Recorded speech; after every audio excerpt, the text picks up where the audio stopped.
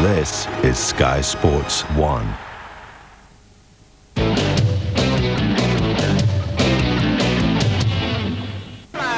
flag, one to go, all over your butt. Stay tight, stay tight. A year ago, the Indy Racing League IndyCar Series Championship wasn't decided until the final lap of the season. Hornet's the champion, Hornet's the winner. Today, in Texas, a champion will once again be crowned. I want to win. I want to win it all. This time around, the ante has been upped as 5 different drivers fight for the $1 million prize. Gilles de Ferran in his final IndyCar race. Sam Hornish Jr. searching for a 3rd straight championship. Tony Kanaan, fast, furious, and hungry. Scott Dixon, the Iceman. And 2-time Indy 500 champion Helio Castroneves tackle the wildest racetrack on earth in the season finale from the Texas Motor Speedway in a battle to determine the IndyCar Series champion. Next. Welcome to the Chevy 500 from the Texas Motor Speedway. The Indy Racing League will be decided tonight. 5 drivers go into the race with a mathematical chance of winning the title. Indeed 2, New Zealander Scott Dixon and Brazil's Helio Castroneves are currently tied at the top of the table. But should they falter, then Tony Kanaan, Sam Hornish Jr. or Gilles de Ferran could all take the title. Thanks for joining us. What a race is in prospect this afternoon then. My guests today are 2 of our regular pundits, Paul Cherry, who's been with us all season, and he's joined today by Christopher Tate, Chief Executive Officer of Europe of Elan Technologies, who build one of the 2 chassis used by the Indy Racing League, the G-Force. Well, as Scott Dixon uses a G-Force, we know, I think, who Chris will be cheering for today. But before we talk with them, first let's check out all the important headlines. Gilles de Ferran, who retires from the sport after this race, can certainly claim he's quitting while still at the top. A 222-mile-an-hour lap puts him on pole position. But the 2 men at the top of the championship table, Scott Dixon and Gilles' Penske teammate Helio Castroneves, start 2nd and 5th respectively. Thomas Scheckter, still looking for his first win of the year, will start 3rd in his final drive for Ganassi Racing, but has signed to drive for Panther Racing next season in place of Sam Hornish.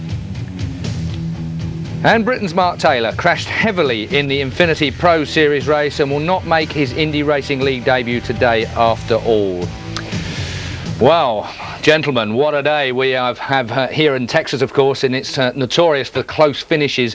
But Paul, if I can come to you first, the famous 5 that are going up head-to-head as far as this championship are concerned, this racetrack, final race of the year, what's your feelings? Any one of them got an advantage over the others? No, it was very interesting to look through all the practice times earlier, Keith, and all these guys have gone out and they're doing times within 2/10 at every session. So everybody is working on a race set up for their car. And there's 5 out there. I strongly suspect we won't know until the last few laps. As ever in Indy Racing League, it's got to be said. Now, Sam Hornish, 12th on the grid, but I think, as you said off air, it doesn't count for much. Concentrating on his race setup, you feel? Yeah, that's right. I mean, we've got a long way to go, and 12th on the grid, that's all right. And between the 5 of them, just going to be a fantastic race this evening. 8 out of 12 races at Texas that we've run in the Indy Racing League have been won by less than half a second. So, I mean, you know, the truth is that it's the last 10 laps that's going to see it. And obviously, you know, Head wants to go with Dixon, but Hart wants to go with Gilles de Ferran. I mean, this is his last race. Tremendous career. Good you have you back, Chris. And of course, we're live all night with it, so you'll see exactly what happens in this year's Indy Racing League. It's worth just checking out the points, of course, of the 5 men who can take the title. Castroneves and Dixon both have 467 points, and obviously for either a victory would ensure the championship, but they can finish further down the order and still win the title. More about that, of course, as we continue. Pole sitter Kanaan has 460 points, and if he wins, he takes the title even if Castroneves and Dixon finish right behind him. Sam Hornish has 448 points, and de Ferran is on 437. The only way they can take the title is if they actually win the race and their rivals hit problems and finish down the order. As you can imagine, there are a lot of different combinations, and I'm sure our American commentators will keep us up to speed, as indeed so will our guests here in the studio.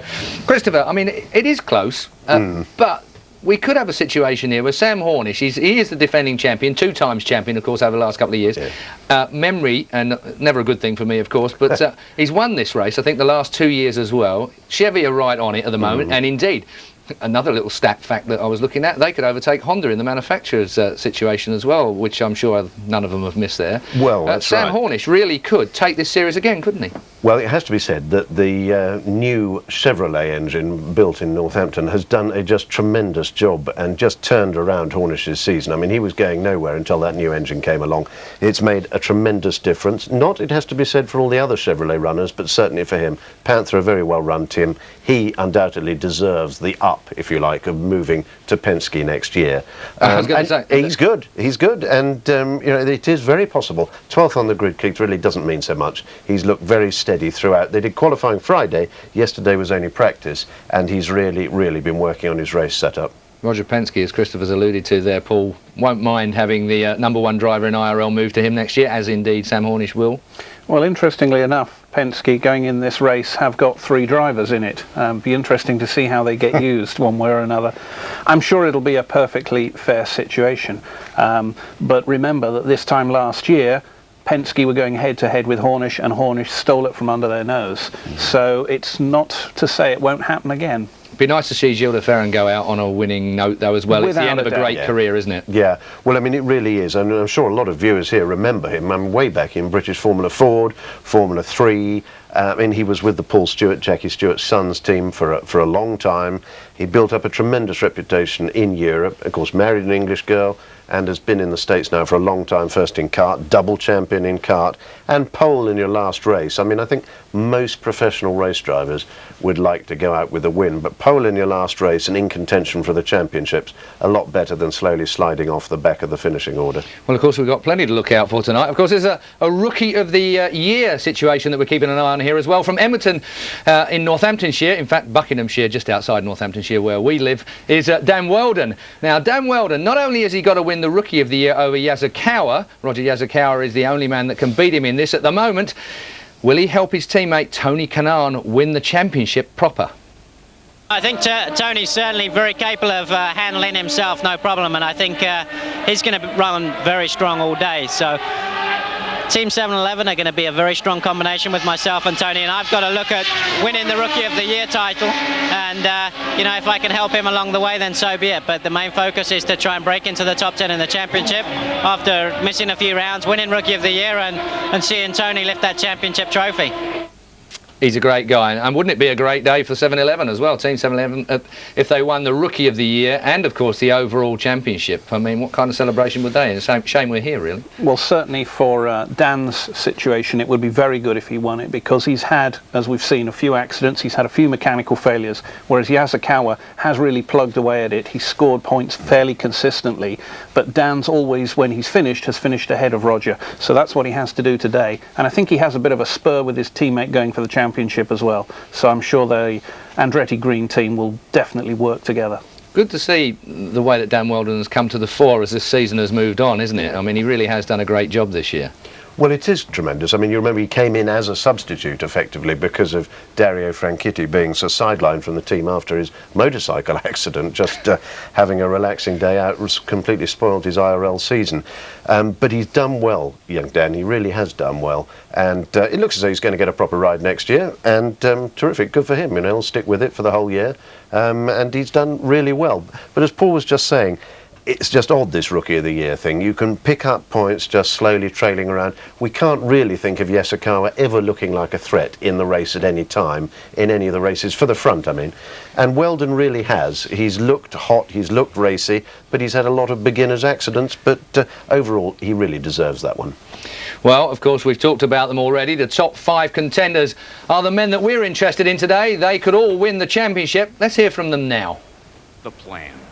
I tell you, if I knew what's the plan, man, I'll probably have this championship in my hand already, you know. So, again, it's going to be one of those races. I think this crowd is incredible, you know, here. And hope we're going to start, we're going to be patient. I think that's going to be the key. And, hey, we'll see what's going to happen. I'm really excited. Looking at Roger Penske's Marlboro Team Penske pit, it's loaded with celebrities. He's brought everybody associated with all the Penske organizations here to Texas today. What kind of pressure does that put on you? Well, I don't put that pressure. I put that actually as support, and I think a lot of crowd here supporting us as well. And today, who knows, the number 3 is going to be shining. Bobby, hope so.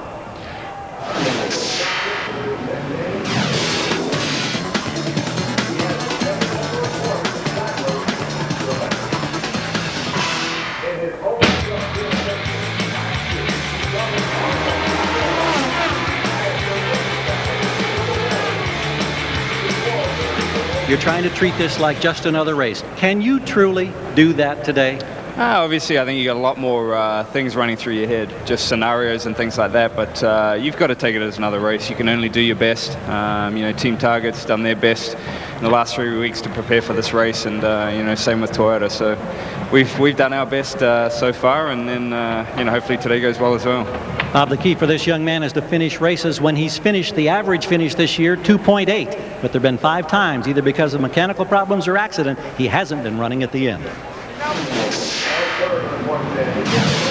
When the green flag waves today, how do you play it? Do you pace or do you pounce? We run, and we have a good car. The whole 7-Eleven team did a great job. I know it's 7-Eleven hometown here. We have a huge fans in the stands, and the only way for us to get this championship, it's going to be the best way, winning the race. So we have everything on it.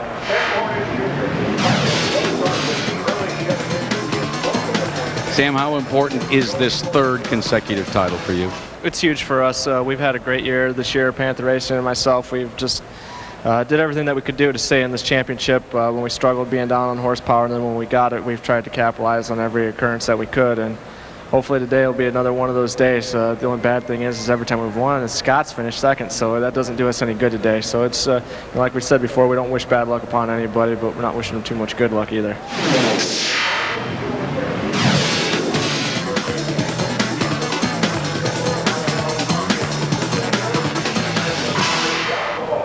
Gilles de Ferran sets here from the pole position. You have said all along you're trying not to think too much about the championship. You're not trying to think about going into retirement with this race. Have you had to battle your emotions already this week, Gilles?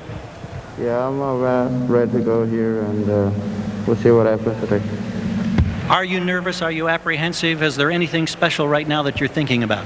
No, I just want to get started here and see what happens. I think we have as good a chance as anyone. Seemingly quite relaxed, very professional faces on just before we start this race indeed. But what kind of pressure are they going to be under, do you think, Chris? Well, Scott Dixon has really been incredibly relaxed all week. He really is a very special guy, and he's not had an enormous amount of racing experience. Yes, he did his time in kart and so on, but he really has been extraordinarily relaxed. He's been subject to enormous media pressure in the States. Back home in New Zealand, of course, he's the biggest Kiwi race driver for a very long time, really a very long time. The pressure on him is enormous. I'm surprised he looks so relaxed. Gilles de Ferran, his last race, his retirement race, he's on pole position. What a way to go out this would be for him. Fairy tale, Paul. Yeah, but in fairness, for Gilles to win the championship, everybody else needs to have a problem. The top 4, basically, they're all in with a shout. It's the finishing order will almost be the championship. But if Gilles stays out the front and everyone else over-races himself, who knows? Thanks very much, gentlemen. Well, we've got lots to come from here, of course. We're expecting the race to start in about 5 minutes, so we'll take a quick break here on Sky Sports. It is a Chevy 500 coming up live in a couple of minutes.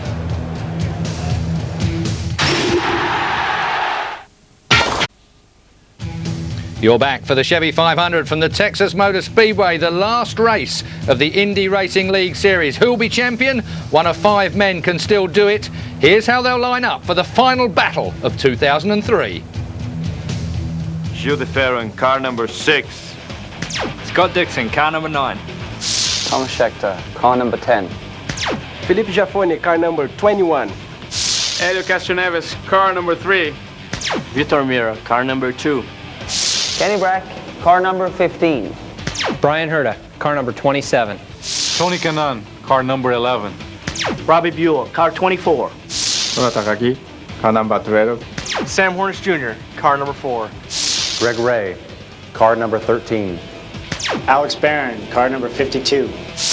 Roger Yasukawa, number 55. Dan Weldon, car number 7. Allenser Jr., car number 31. Richie Hearn, car number 91. AJ 44th, car number 14. Scott Sharp, car number 8. Sarah Fisher, car number 23. Ed Carpenter, car number 18. What a racing prospect then. We're on board with Thomas Scheckter right now, but back here in the studio, Christopher Tate and Paul Cherry. Okay, gents, race winner and series champion, Christopher. Scott Dixon and Scott Dixon. So, we got a Scott Dixon. It couldn't be because he's in a G-Force by any chance. Paul. Race winner, Sam Hornish, and championship, Elio Castroneves. Good for you, and I'm not even going to bet on is at the moment. Let's cross to the track. You're looking live then at the Texas Motor Speedway. Let's cross to the track and our colleagues at trackside.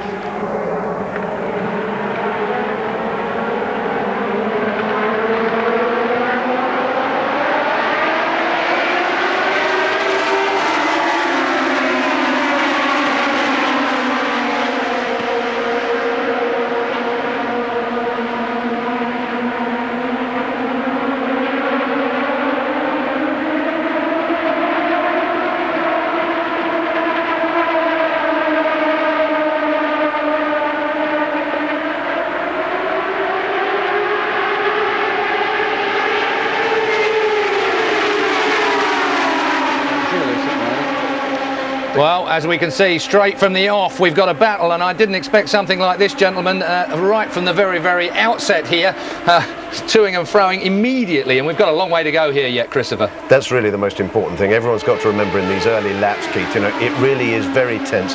24 degrees of banking is very difficult. It's quite a different banking to what they run on the rest of the season, apart from their previous visit here, and it's going to be very difficult for everyone to keep their discipline. They're going to run very close together in these early laps. We just hope they all stick clear of trouble. New track record done in practice and qualifying as well, Paul Cherry, so really they are on the money today, aren't they? Yes, the engine manufacturers have upped the ante at every circuit, which is why we've seen these records going alarmingly at every event. And here is all about power. As Chris has said, you've got high banking track, you need every ounce of horsepower to pull you round. Well, as we saw just then, right up on the marbles, you can see how dusty it is right on the outside of the track there. I mean, and that was Scheckter, you see, just got pushed up just by the draft, and with Kanaan trying to get in underneath him there, he got up onto the dusty stuff, drifted off, and he's lost all that position now. Look, he's way back now, we're in the 9th or so. Scott Dixon, though, right where you'd expect him to be in your G4 chassis. Another plug for you there, Christopher? Well, he's got to keep in there at these early stages, and just keep in there and keep sensible, and not let the sort of things that happen to him that's just happened to Thomas Scheckter. What an absolutely fantastic start to the Chevy 500. This is the Texas Motor Speedway, and we are getting great racing right from the opening lap here. What a fantastic drive. Castroneves, Kanaan, Herta, Buell and Weldon on the move, as it says in the caption. And those are how many places they've moved by. Off the pace, we've seen Scheckter. We know why. He's gone back. He got himself up on the marbles, up high and wide, and he's gone back by 4 places from his qualifying position. The top 3, though, Gilles de Ferran. It could be a fairy tale, as I said earlier, Paul. My money's on him. I've got my fingers crossed for Gilles de Ferran to go out of a fantastic motor racing career with a win here.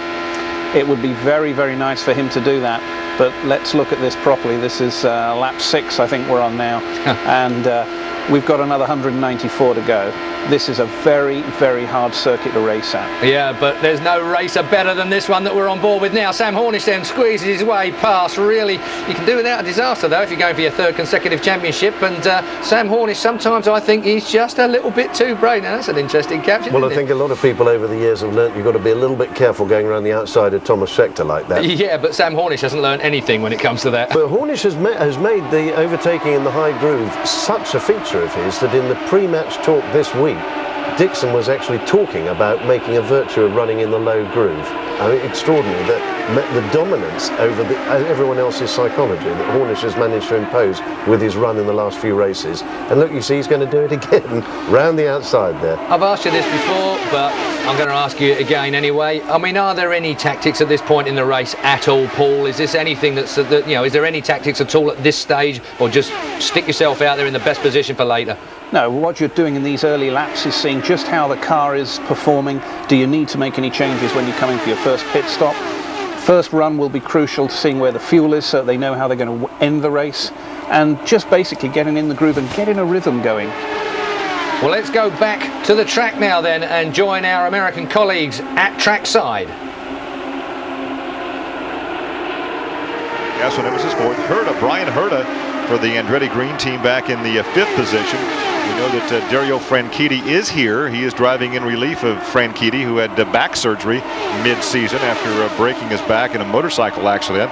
So Dario Franchitti is here and should be back in that cockpit next season. Well, Hornish right now is running back there in 7th spot, trying to find a way. But when those two cars running side by side like that, there's really no way for him to make the pass. Here is a replay of Scheckter getting very, very squirrely. This is earlier in the race. Look at this. Whoa, nice save. Nice save. That doesn't look like much on television, but let me tell you, be in the cockpit and feel it. When your butt's in that seat, boy, that's a big wiggle and a big move up the racetrack. Oh, somebody actually got a left side wheel off the pavement in the grass of the infield. I believe that was Castro Neves back there in 4th. So he's using the whole racetrack. Let's put it that way. We talk about Sam Hornish, the guy that is on the radio. His spotter is Pancho Carter, and Pancho actually won a Legends race here today in Thunder Roadsters on the quarter-mile track out in the infield with a bunch of ex-IndyCar winners and champions, including Johnny Rutherford and Parnelli Jones and Jimmy McElreath. That was a lot of fun to watch that race, but Pancho comes through and wins that one. But right now his task is to keep Sam Hornish informed on what's going on around him, in front of him, behind him, where Hornish right now is back in the 6th position, but Gilles de Ferran continues to lead.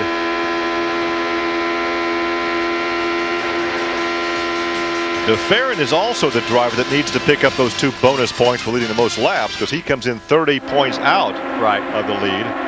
It is most important, though, that Sam Hornish gets them. He needs them worse than anybody else. Those first 3 guys, whether they get those points for leading the most laps or not, doesn't really matter to them. If they win the race, they can still win the championship. Those 2 points don't do them a lot of good.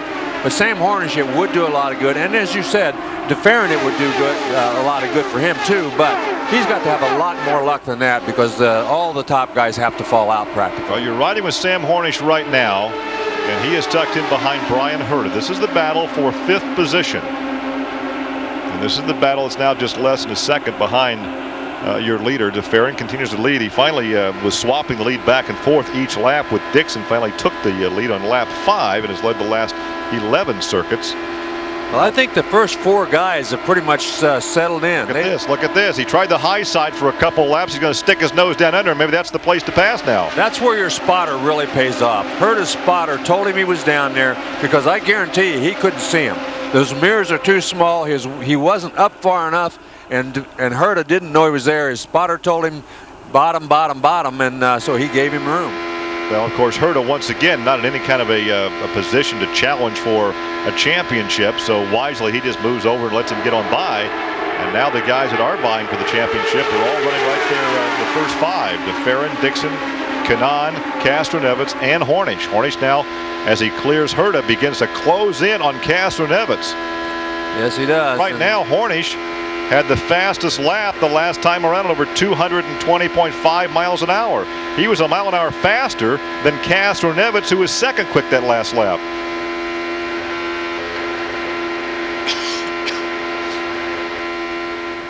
Riding along with Sam Hornish, who has gotten around Brian Herta for 5th position, closes in on Castro Neves, and right now he is the fastest driver out there. Catching is one thing, passing is something else, and he goes to the high side of Castro Neves. Wow, and it looked like Castro Neves moved up just slightly, and I thought, and it looked like Castro Neves also had to get out of the gas when he made that little bobble, and that gave Hornish the chance to go around him. So he's made a lot of progress here early in the going. Now, he had a brake problem after this morning's practice, so he didn't have a very good final practice here today. And he skipped the morning practice because they didn't want to put too many miles on the car, as did Scott Dixon. So this championship's so important. A lot of these guys didn't run every practice session, and that, coupled with that, Hornish having that brake problem, really put him kind of behind the 8 ball. Well, de Ferran continues to lead. He has led now since lap 5 from the pole position. He led laps 1, 3, and regained the lead on lap 5. Laps 2 and 4 were led by Scott Dixon. And consistently right now, Hornish has been, if not the fastest, one of the 2 or 3 fastest drivers on the racetrack. Now he's up to 4th position. Yeah, and what else would you expect from him? I mean, that's exactly what you would think. He would come here, be the fastest guy, pass a lot of cars, but he didn't qualify very well. And he wasn't very quick in all the practices, although he was the fastest in the final practice session yesterday. Well, he has been by far the most aggressive this season. And he really had to, because before they came up with that new Gen 4 Chevy, he was way down by 25 or 30 horsepower. He had to be aggressive. And he was aggressive, believe me. He did things on that racetrack that I didn't think was possible. And drove some grooves that nobody else was driving. Nobody else would have had the nerve to go 3 wide on a bank racetrack like this, but he did it, and he pulled it off, and it resulted in a victory.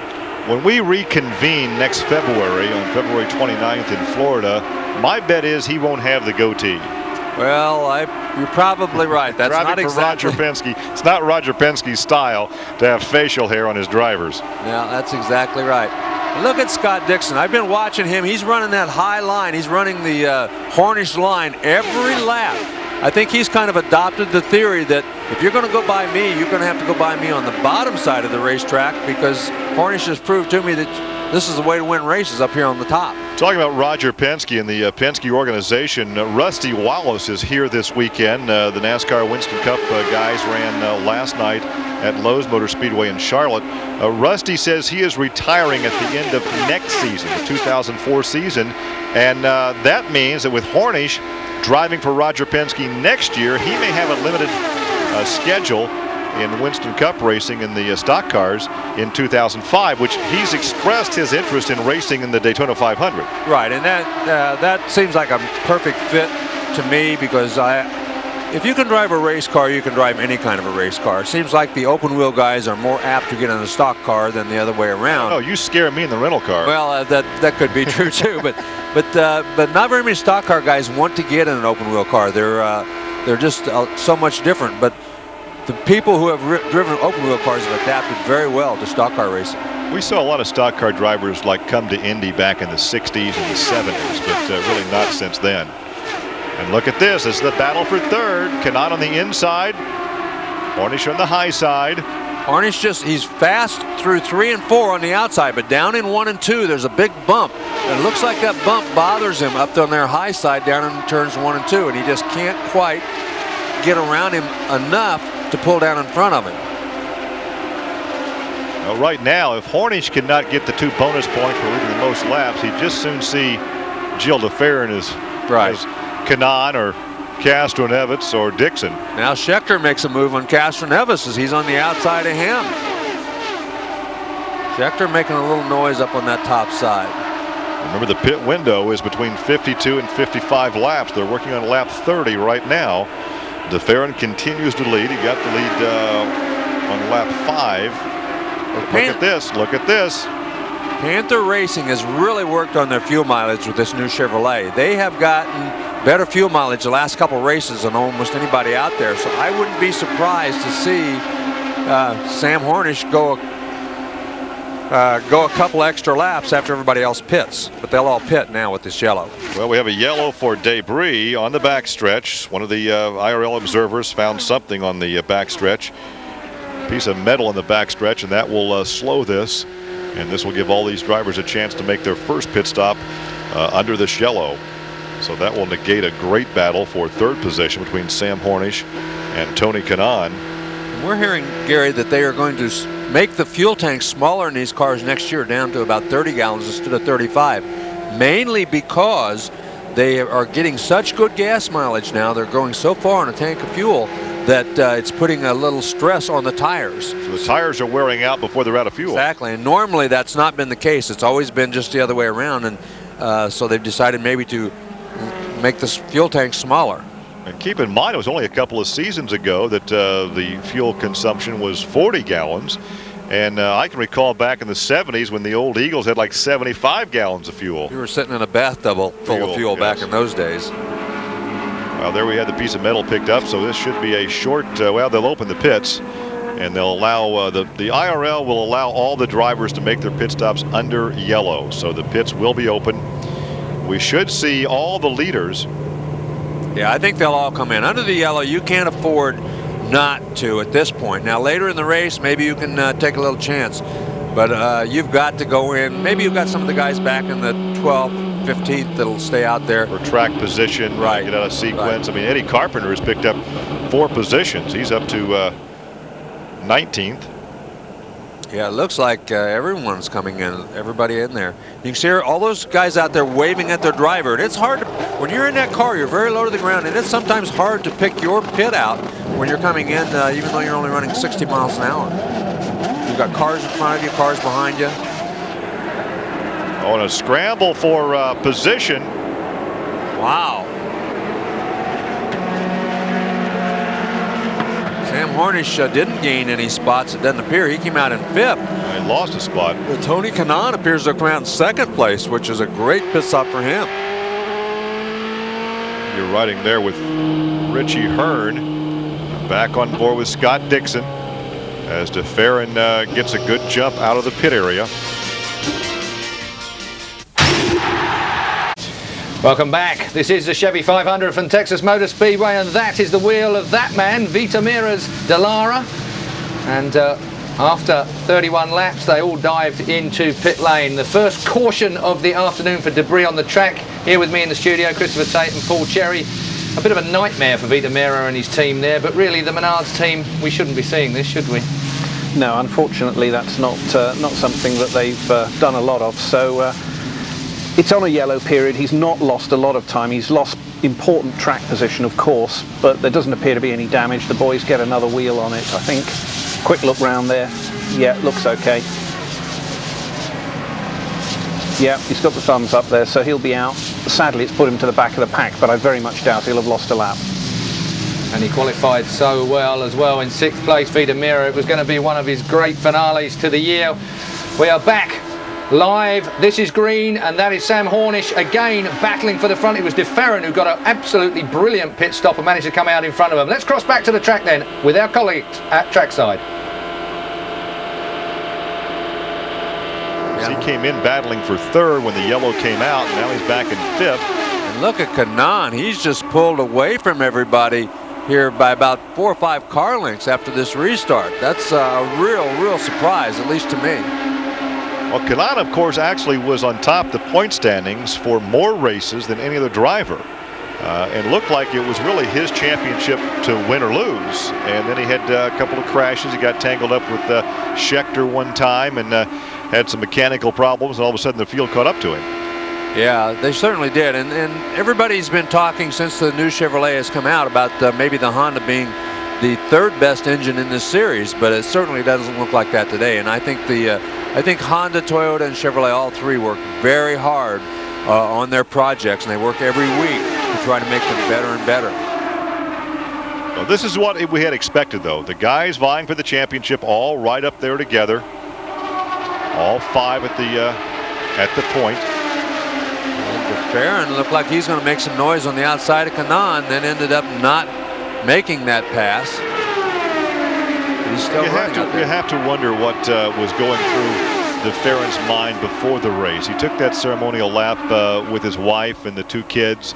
Then he took the ceremonial lap in the car. Now, once the race begins, it's all business. But up until that point, there had to be some emotion, a feeling of melancholiness, because he knew this was going to be the last hurrah. I would think there was a lot of emotion. And I think that's one of the reasons in that interview we saw before the race. He was in the cockpit. That he was in the cockpit with the helmet on. He didn't want to be out in the public eye. He didn't, I think there was a lot more emotion than he really wanted anybody to know about. Well, he's a youngster. He's 35 years old. He turns 36 next month. That's really very young to retire. Oh, absolutely. You're driving for the #1 team over the past, 20 years in IndyCar racing. And look at this. Hornish on the outside of Castroneves. Once again, though, through 1 and 2, he falls behind. He just can't run that outside line through turns 1 and 2 like he does down in 3 and 4. Kanaan is your leader over to Ferrin. Dixon is 3rd, then Castroneves, Hornish. Schechter is 6th, then Weldon, Herta, Giafoni, have not called his name. Takagi is back in 10th. Yeah, I think Ferrin, Yasukawa will go through this field with Unser Jr., then Buell, Sharp, Hearn, Ray, Mira has started at the back of the pack on that restart, is up to 18th. Carpenter is 19th, and Kenny Breck, A.J. Foyt, and Sarah Fisher. Boy, Kenny Breck having a terrible run as he's running back in 20th position. That's uncharacteristic for that Rahal team. Schechter has moved up right behind Hornish now. And look at the top 5 in the points, right? Look at Schechter, or look at Hornish on the inside. He made a move down low, almost made it 3 wide. You can't go 3 wide there. I'm not sure what he was thinking, but he's going to take a shot at it. Well, he certainly was, and I'm not sure what happened to Dixon, but he didn't get off that corner very well at all. It looked like, I thought maybe he had trouble because he just didn't have any straightaway speed going down the back straightaway, and both of those guys had a heck of a shot at him. And they're all over the back straightaway. Whoa, they almost get together heading into turn 3. You just don't realize how these cars dance around and how much that aerodynamics makes a difference. When you're running that close, a little gust of wind, a little push here or there can make a big difference in where that race car wants to go. I mean, basically, as a race driver, they're on the edge of disaster every lap. When they're running 217, 218 miles an hour, side by side, nose to tail, you talk about being on the ragged edge. Well, and they know that. I mean, they know how close and how dangerous and how everything this all is. But if you don't do it, I mean, if you think about that kind of stuff, you can't run these cars. You're not a race driver. Right. And when you're actually out there concentrating on so hard on what's going on in front of you, you know, it's almost like in slow motion. You know what he's doing, and he's doing it at the same speed you are, so it's not any big deal that, when you're out there running like that, until something happens. Hornish, Larry just ran Schechter up the racetrack that time. Kind of, whoa, almost contact between those two, and Hornish goes high. He's going to make it 3 wide. He had to get out of the throttle. You heard him get out of the throttle. That's going to give Schechter a run on him on the bottom side. But when those two guys got in there, he had to get out of the throttle. You heard him lift just ever so slightly, and that allowed Thomas Schechter to go by him on the inside. So Schechter picks up 5th position. Hornish drops to 6th, but they were almost 3 wide. Wow, Castroneves and Dixon, that would be a real disaster if they took each other out. They missed a real good chance to wreck each other on that particular occasion. Look at this. Look at Schechter sticking his nose up in front of Hornish. Schechter tries to go the 3rd groove out. I guess he followed Hornish long enough to say, hey, that groove's up there, I'll try it. Well, he did go 3. He went 3 wide through 3 and 4, and we've not seen anybody except Sam Hornish do that for a long, long time. So Thomas Schechter thinking, man, if Hornish can do it, I can do it, and he proved that he's right. As a Carpenter, Ed Carpenter has brought out the yellow. He's coasting down the backstretch, our 2nd yellow of the day. Comes out on lap 53. Well, tough break for Eddie Carpenter. This was his 3rd race. He finished 13th the first 2 times, driving for PDM. Actually, in his first race, he was pretty competitive. He was right up front most of the race. Wasn't quite as competitive last time, and was very slow here today in qualifying. Well, this well could be a mechanical problem, engine problem in that car number 18 as he is coasting around as far as he can go. The emergency truck won't pick him up. We likely will not see any pit stops now. This is only on lap 52. They've gone 19 laps since the last stop, so except for those perhaps at the back of the pack, there really would be no need, I would think, for the front runners to stop. Now, they'll probably try to get off sequence, some of the guys in the back, though. Maybe Kenny Brack and Vito Mira, Richie Hearn.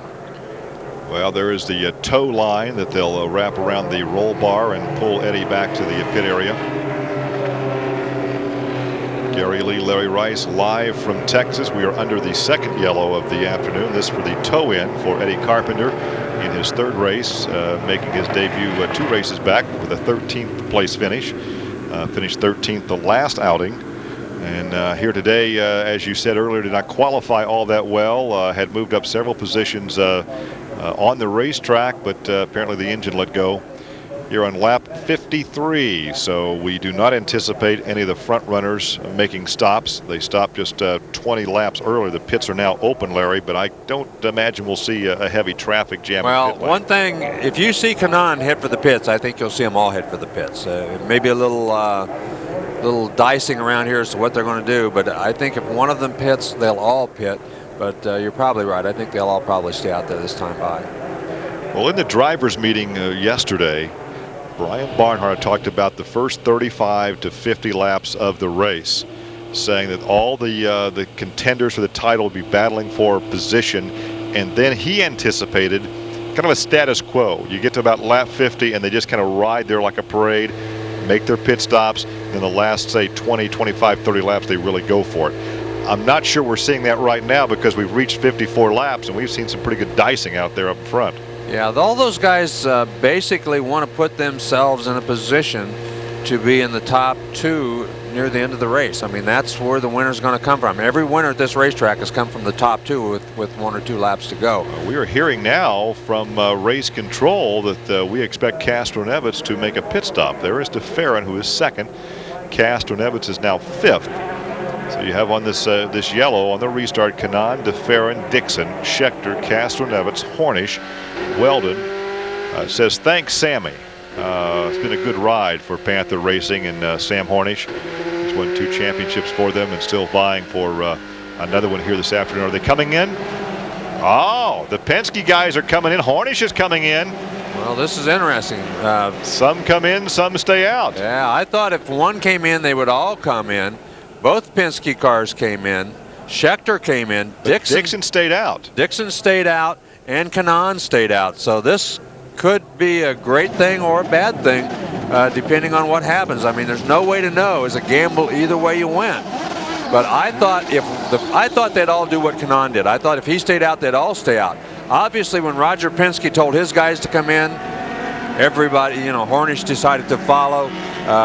Schechter, everybody else decided to follow. So I guess if you're going to guess, captain would be as good a guy to guess with as anybody else on the racetrack. If you're going to follow somebody's lead, that would be. Well, now keep in mind now, so Kanaan Dixon will have 22 more laps since their pit stop over the guys that just stopped, like DeFerrin, Castroneves, Schechter, and Hornish. Yeah. They'll have 1 lap to go as they complete lap 56. This is Dan Weldon riding with. He's up to 3rd position now after not stopping. He had moved up from his starting position up to the front. He was running about 7th when this whole keep in mind there's a $50,000 bonus as you see the Corvette pace car pull off the racetrack. A $50,000 bonus for Rookie of the Year. That is the Bombardier Rookie of the Year award. Could Carpenter have been out of pits or out of a gas? He was towed back to the pits. He's like 4 laps off the pace now, but he's back out getting some experience getting laps. Yeah, getting laps. That's the main thing he wants to do. Not sure. Haven't been told exactly what happened to the car. I don't think it would have been out of fuel. But now we're hearing he lost the battery. Oh, okay. Lost power, so they changed the battery. Checked the ignition. He's back out there now. As you see the restart order: Kanaan, Dixon, Weldon, Giafone, Yasukawa. So Weldon is 3rd, Yasukawa is 5th, and those are the 2 combatants for Rookie of the Year. And Yasukawa did exactly what I would have expected. If Weldon stayed out, he was going to stay out, and that's exactly what he did. They're both on the same pit stop sequence. A low angle shot off the nose of Weldon's car. After making the pit stop, Hornish restarts in the 11th position.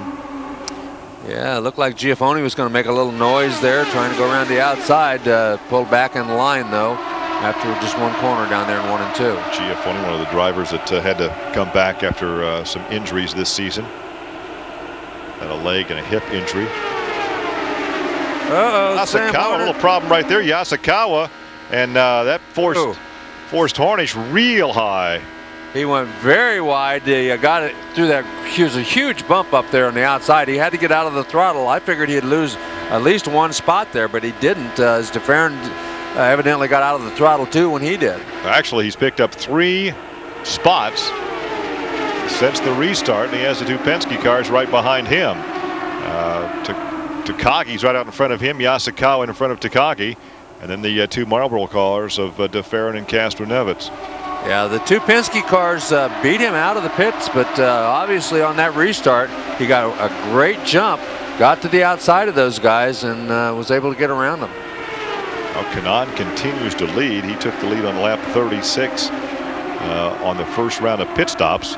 Wow, look at the great run he got off of turn 2 as he went on the outside of Takagi and just blew him away. Now then, though, he's got a It looks like Schechter right in front of him on the outside, and Schechter's been running that high groove throughout this entire race. Right, and when he's out there in that high groove, it really hurts Sam Hornish. Takes away his preferred line. So, but as you mentioned earlier, Schechter is going to be in this cockpit next year, so Schechter's not going to do something stupid to interfere with Sam's day. No, he's not. And there's Dan Weldon we're taking a look at right now, driving car number 7.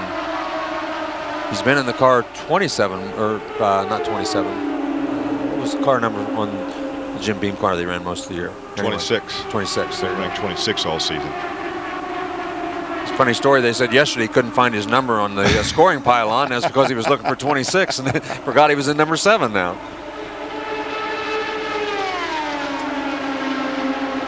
So once again up front, Tony Kanaan. Dixon rides in second. Dixon just stalking him, really. Dixon can ride here the rest of the race and still win this championship.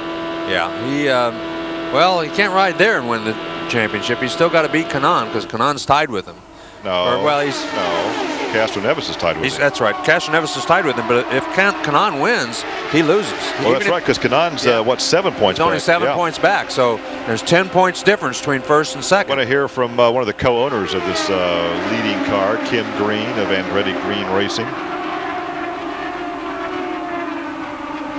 To stay out. Well, you know, we hadn't really used very much fuel, so we can still go a long way.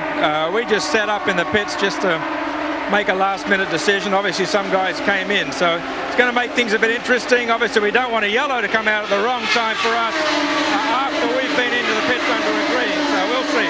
We've got a real good race car, and the guys did a great job on the first pit stop. And a quick postscript, guys. 7-Eleven announced today that they've Yeah, they'd have re-up for next season with Andretti Green. And right now, the next couple of laps, Kanaan would be eligible for the 2 bonus points for leading the most laps. Yeah, he's... Look at Hornish. Hornish now up behind Giaffoni. Yeah. He's in 5th position. So he's moved up steadily after that. Hornish, that last lap, or excuse me, 219 miles an hour. The leader was 217.6. He's been fast all day long. There's no question about that. But he's been fast on that high line. If they take that away from him, it's not quite as good. He can't run the very bottom of the racetrack, it doesn't appear to me, as everybody else. See, he's a half car width up there even when he's by himself. Now he drops to the bottom, so looks like he can run about anywhere he wants. Now he looks to the inside after running high. He goes to the inside, makes the pass, pulls up and around Giaffoni. And pulls up behind Weldon. Take my line at the top. I'll just use the bottom. Go on by. I'll tell you what, this guy has, as we've talked about before, is the best in traffic. And he can drive that race car. We've seen it high, higher, and highest of anybody. But yet that car works wherever he wants to drive it. Well, that's right. You got to have a race car that feels really good to do the things that he does. And after it feels really good, then you got to be brave enough to put it in places where it probably shouldn't be. There's a lot of talk about what this team will be next year with Sam Hornish hooking up with Roger Penske. A lot of comparisons to the glory years with Rick Mears, Rick the Rocket, of course a 4-time Indianapolis 500 champion. Roger picked him up very, very early in his career, and they expect big things from this young Sam Hornish when he gets hooked up with Roger. Well, Sam wants to win the Indianapolis 500 very badly, and of course the captain Roger Penske has done that more than anybody else. 13 times as a car owner. So Kanaan continues to lead here on lap 70. Dixon is second, then Weldon and Sam Hornish. At the end of the straightaways, he might do better if he went up to 6th gear. We'll have to see how that works. Well, you talk about a team sport. There's another example of a number of brains working together. And look at this strategy. This view you're looking at right here is kind of the view the driver gets in his mirror, only it's not nearly that big. And look at Sarah, currently up in 12th position after starting 21st. As we said earlier, for the 3rd straight year, she has been selected on a vote on the internet as the favorite, the most popular driver in the Indy Racing League. And again, a lot of rumors circulating about where she might land next season, including a second team car with Panther Racing. But then they talk about Mark Taylor from the Infinity Pro Series moving up to that second car. So it probably depends on who can bring a sponsor. Yeah, and I think Mark Taylor has the inside track. He's run their Infinity Pro car for quite a while. A.J. Foyt IV will climb out of his race car and assume 22nd position in this race. So a learning experience for the young 19-year-old. Celebrated his 19th birthday back in May. As you see the, we understand that looking around the racetrack now that Carpenter has stalled on the racetrack. This would possibly bring out a yellow. There's a look at Scott Sharp, and right behind Scott Sharp, the teammates of Robbie Buell and Sarah Fisher. And they are battling for position. Fisher has gotten around Buell. She's up to 11th position and set sail for Sharp. So this is the first time. Well, this is the raciest we've seen her. Yeah, it's the first time we've seen her, and she's pretty aggressive. Scott Sharp, as the yellow flag comes out for Ed Carpenter's stalled car. And that's a great break for Tony Kanaan and Scott Dixon. They had run 50 laps. They were going to have to pit in the next 5 or 6 laps. So a huge break for those two guys, as well as Dan Weldon. Not sure what the debris is there that's hanging over the camera lens. There's AJ. A moment ago, has been on and off pit road a couple of times, and they just climbed out of the car. What happened? Well, actually, I don't know. The other day before qualifying, we unloaded and run almost 220, and we lost about 2.5 miles an hour, and we could see that something was going on with the motor pulling down. And then today, when he started going backwards, it just wouldn't run, and backfiring, missing. We changed all the coil pack, all the electronics, it still won't run. So we lost about 17 laps. Ain't no sense. It still ain't running. We don't know what's wrong. Something's wrong with the engine department. Toughest day for the toughest.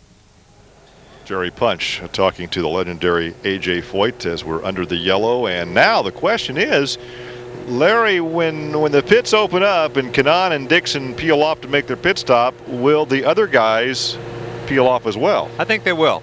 They've got 29 laps since their last pit stop. I think they'll go in. They'll short pit. They won't have to put in as much fuel, so they should still or change tires, perhaps. Just short. I think they'll change tires, but they won't have to put in as much fuel. It takes longer to put the fuel in than it does to change the tires. So they'll put in less fuel, and they may still have a chance to get out in the lead. So I think you'll see Sam Hornish coming in. Great crowd on hand, over 80,000. Will probably surpass the crowd that we had here last year. And why not? Because we anticipate close finishes every time we come here, photo finishes, when we come down here to the Lone Star State of Texas. This is consistently the track that has the most spectators other than Indianapolis. They always have really, they're saying now that we have over 100,000 people, 102,000 people, which so that would be the largest crowd ever here, short of Indianapolis. And the largest crowd ever here, so well, it's a huge crowd. But second largest IRL crowd to Indianapolis. Right, and pit stops are coming, and it looks like all of the leaders did come in, both Penske cars, Sam Hornish, and we'll see. We'll see if the Penske cars and Hornish, because of their short fueling, can get out in front of these other guys. Nope. Well, Sam Hornish had a good pit stop, but still came out, looks like, in 4th spot. And Dixon is going to beat, looks like Dixon's going to beat him out. And let's wait and see. Well, Kanaan is now running in first, but we're being told that Dixon beat him out. So we'll see when they get it all straightened out. Yeah, Dixon looks like he's going to go on by here on the backstretch to tuck up behind the pace car on this restart. This is the final Indy Racing League Battle of 2003 from the Texas Motor Speedway. Everything to race for. One of 5 men can be crowned champion today. We're on our 3rd caution of the day, and leading at the moment is Scott Dixon. Let's go back to the track and our colleagues.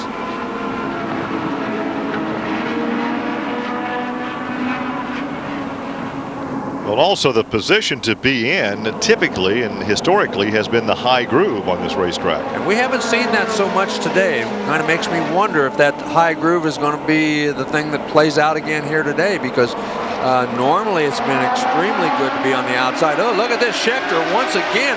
Oh, he squeezes those guys and gets a great restart. I thought the last time the IRL would say something. I'm not too sure they won't say something this time. Schechter got the jump, whether it was legal or not, but a great restart. Look at this battle up in front. Tony Kanaan goes to the outside of Scott Dixon. Just looked like he got a great restart, got a great front run through turns 1 and 2. Now Hornish goes on the outside of Schechter. Great battle up in front, and here comes Hornish. They're running side by side. At 210 miles an hour.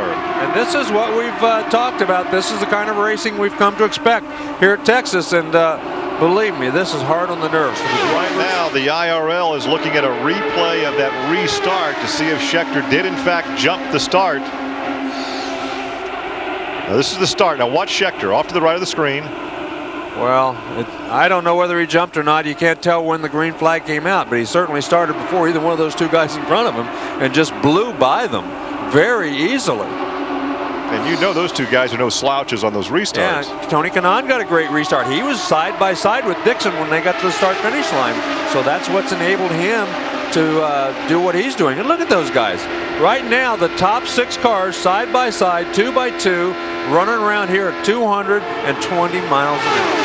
We have yet to see the halfway point. We're at lap 92 right now. Look at this, 4 wide down the backstretch. Oh, and it appeared that look at Castroneves. Castroneves got a great run. It looked like Scheckter tried to block him.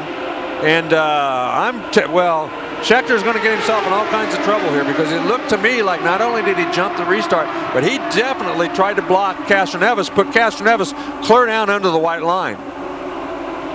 Let's take a look again at this move that pushed Elio almost off the racetrack. Let's watch again. Watch him coming off of the corner. Look at him. He moved way down. Now he's going to say he was making a move on Kanaan, but he wasn't. He wasn't even close to making a move, and he pushed him way down below that white line. Well, Castroneves up now to 3rd position. Hornish behind him in 4th.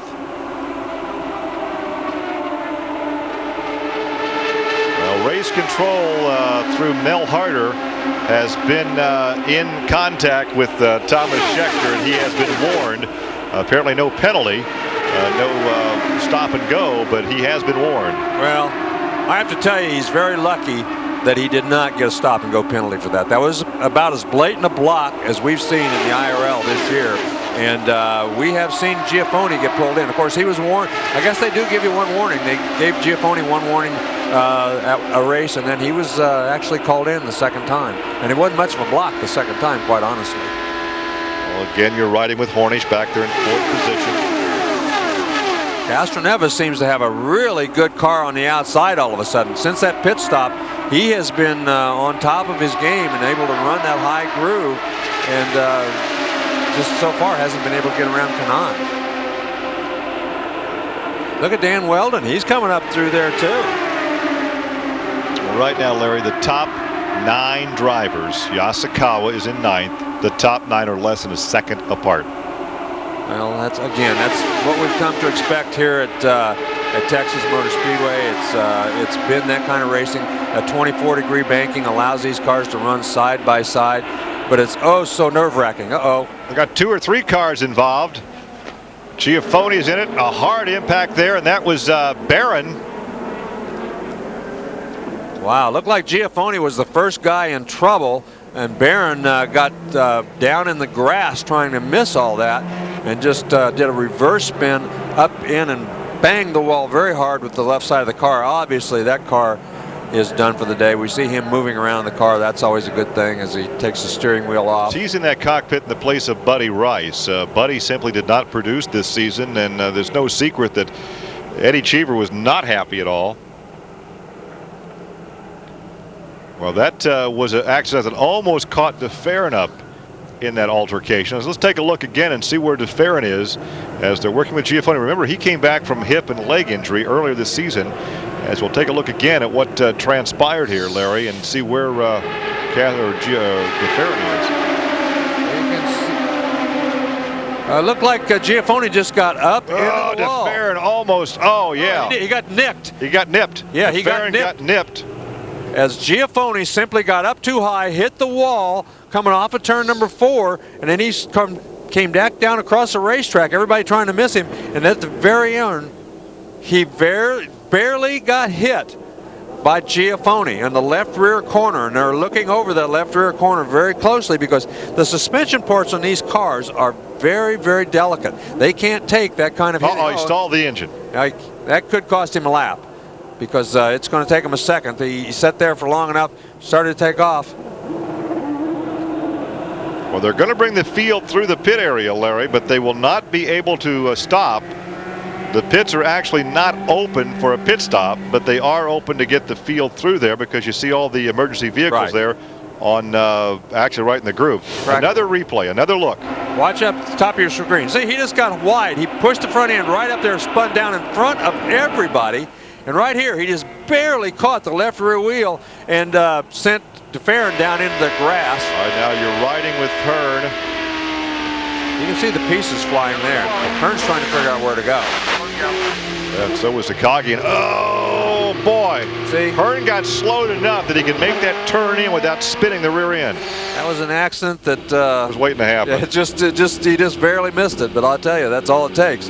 He got slowed down enough that he could turn that thing very sharply there at the last minute. So, and that was just it was a one-car crash that multiplied. Because realistically, he just pushed the car up there and caught the fence. Exactly. He just he lost the front end. It just went up. He hit the wall. And once he hit the wall, he had no brakes. He had no steering. He was just along for the ride. And there was nothing he could do. And everybody else just trying to miss all the debris. I will watch again. DeFerrin takes evasive action, but I still think there was some very slight contact. Let's watch it in slow motion, Larry. There you see the Giafone wreck car sliding out of control. Yeah, he really has no control right now. There's no steering. Obviously, the right front wheel is just hanging on there. So obviously we have a problem with the replay, but you can see how close coming across the nose of the DeFerrin car. So under our third, make that the fourth yellow, the only crash of the afternoon, with now 100 laps complete on the restart. Scott Dixon will be the leader. Well, not the way for Gilles DeFerrin to finish his final race of his career. We pay tribute now to Gilles DeFerrin. And Gilles DeFerrin becomes the 62nd driver to win an Indianapolis 500. It's been a great journey, great journey. I mean, for me, the future was always uncertain. I never knew what was next for me. I never knew whether I was going to succeed, not succeed. And as far as I was concerned, if I did well, the future was going to take care of itself. Gilles the one guy that I guess I've always felt that if his car's right and he's on, it's going to be hard to catch him. To me, his real strong suit was just his ability to work with the car. Good communicator with engineers, very good dynamic assessor of a motor vehicle. Off of 4, looking for the flag, Gilles DeFerrin first. He seems to have won in everything that he's done, and he's very well respected. First of all, motor racing is going to miss an incredible race car driver. The most important part about Gilles, though, is really his personality. He's just a great guy. We've been 4 years together. He knows my family. I know his family. We laugh together. We cry together. And I think through those years, we had a great time. The stats, I think, are what stand out. You know, he's pretty much won everything. Winning our 100th win was absolutely something we had to get done. He got that done for us in the very first few races, and of course capping it with our third Indy 500 in a row in 2003 kind of put bookends on his career with Penske Racing. I still see myself as a young kid. You know, I don't look at me as a gray-haired 35-year-old guy, you know, who's just decided to retire. I don't think he realized yet how hard it's going to be for him, but we're going to miss him a lot. Great man there. Tributes from everybody to Gilles DeFerrin, who retires from racing at the end of today's Chevy 500. You can see him just clip there onto the grass. Not the kind of way he will want to bow out from such an illustrious career. He's been into pit lane. Pit lane wasn't open, but of course for safety reason they had to check that car after it had been onto the grass. Still cleaning up the track. We're on our fourth caution of Alex Barron and Felipe Giafone, who found themselves in the barrier. There is DeFerrin going back out again in the studio here at Sky Sports. I mean, Christopher Tate and Paul Cherry. Gilles DeFerrin, he's going to be sad to be in a situation like this, isn't he? Nothing, it wasn't of his own doing, Christopher. Well, we said at the beginning of the show, Keith, that you can't tell what's going to happen on a track like this. There's always the danger of it coming together. And one moment we had all 5 championship contenders all running together as a little squad. And the next moment there's an accident somewhere down the field. And I'm glad to see that Giafone is probably okay, but see if this is his first race back. And poor old Gilles finds the car lost a little bit damaged, but whatever's happened, he's now lost a lot of track position, going to be hard to get back.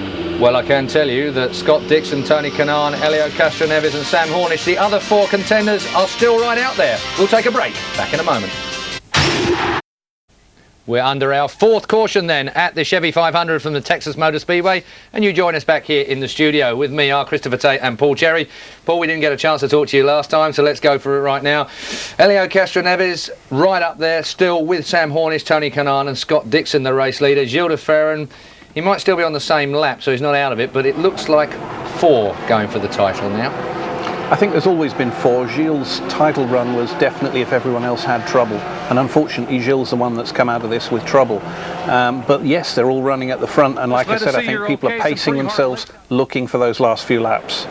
And still a battle going on, of course, in the Rookie of the Year. Chris, Dan Weldon and Roger Yasukawa that are battling for that. Dan Weldon very well placed for taking that.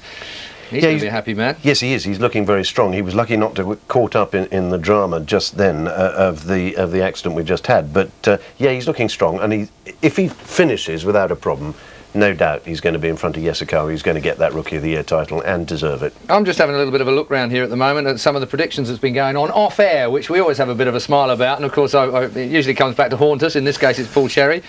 Gilles from Sam from Helio is what you gave us just a little while ago for the race. Well, of course, that particular idea is now out the window. No, it's not. As I said to you, we're only halfway through this race, and if Gilles is still on the lead lap, I think he'll still come to the front. He's got a good car. Well, as you can see, we are back under green, lap 108, and still we have 92 to go in the Chevy 500. Let's go back to the track while we're on board with Sam Hornish. We know now that he is not going to be able to lead the most laps here this afternoon unless he grabs the lead right now and leads pretty much the rest of the way. But a victory is still a possibility, but still he has all of his combatants right there in front of him. Right. Both Castroneves and Dixon have to finish 5th or worse if he wins. So that's right now not looking very good. Both those guys are really up front. Well, look over in turn 2, Larry. Yasukawa is slowing, so the Rookie of the Year could well be decided right here if Yasukawa has a mechanical problem. It looks like he's still running. Now he's picking back up speed. He had a problem there and did back out of the throttle. Might have had an ignition problem, got it fixed, and gone ahead and run. Or what happens sometimes is you get a little high, you get the marbles on your tires, and you have to really get out of the throttle until that thing starts getting some grip again. We talked earlier about not knowing exactly what would happen with the future of Scott Dixon because he has made it clear he'd like to take a look at Formula One, perhaps become a test driver for an F1 team. Tony Kanaan has the contract with Michael Andretti and plans to stay with Andretti, the Andretti Green team. Castroneves obviously back next year with Team Penske, and his teammate for next year right across the rear of that car. Sam Hornish will leave Panther Racing after 2 championships to go to Penske.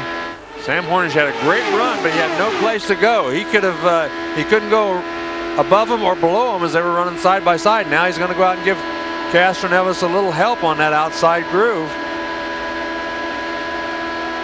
Castroneves just can't quite pull it off. He gets up beside him.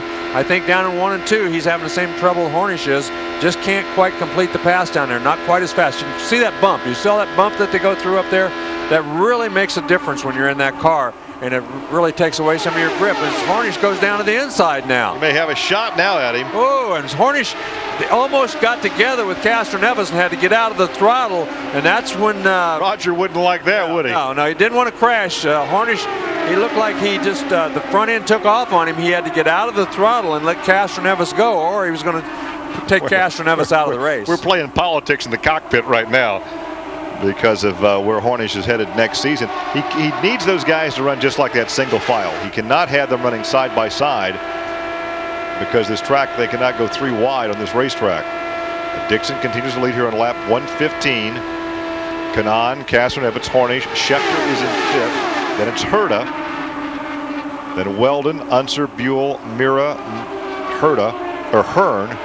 Richie Hearn now up to 11th in the car 91. That's the best position he has been in all race. And the first 12 cars are just pretty much nose to tail back through the field as all 12 of these leaders. Only 1.5 seconds between first and 12th. And look at this. Hornish looked on that high side, tried to make that work. Not enough speed off the corner, though, and Castroneves didn't even look like having a chance to get around it. Well, now again, he goes to the high side.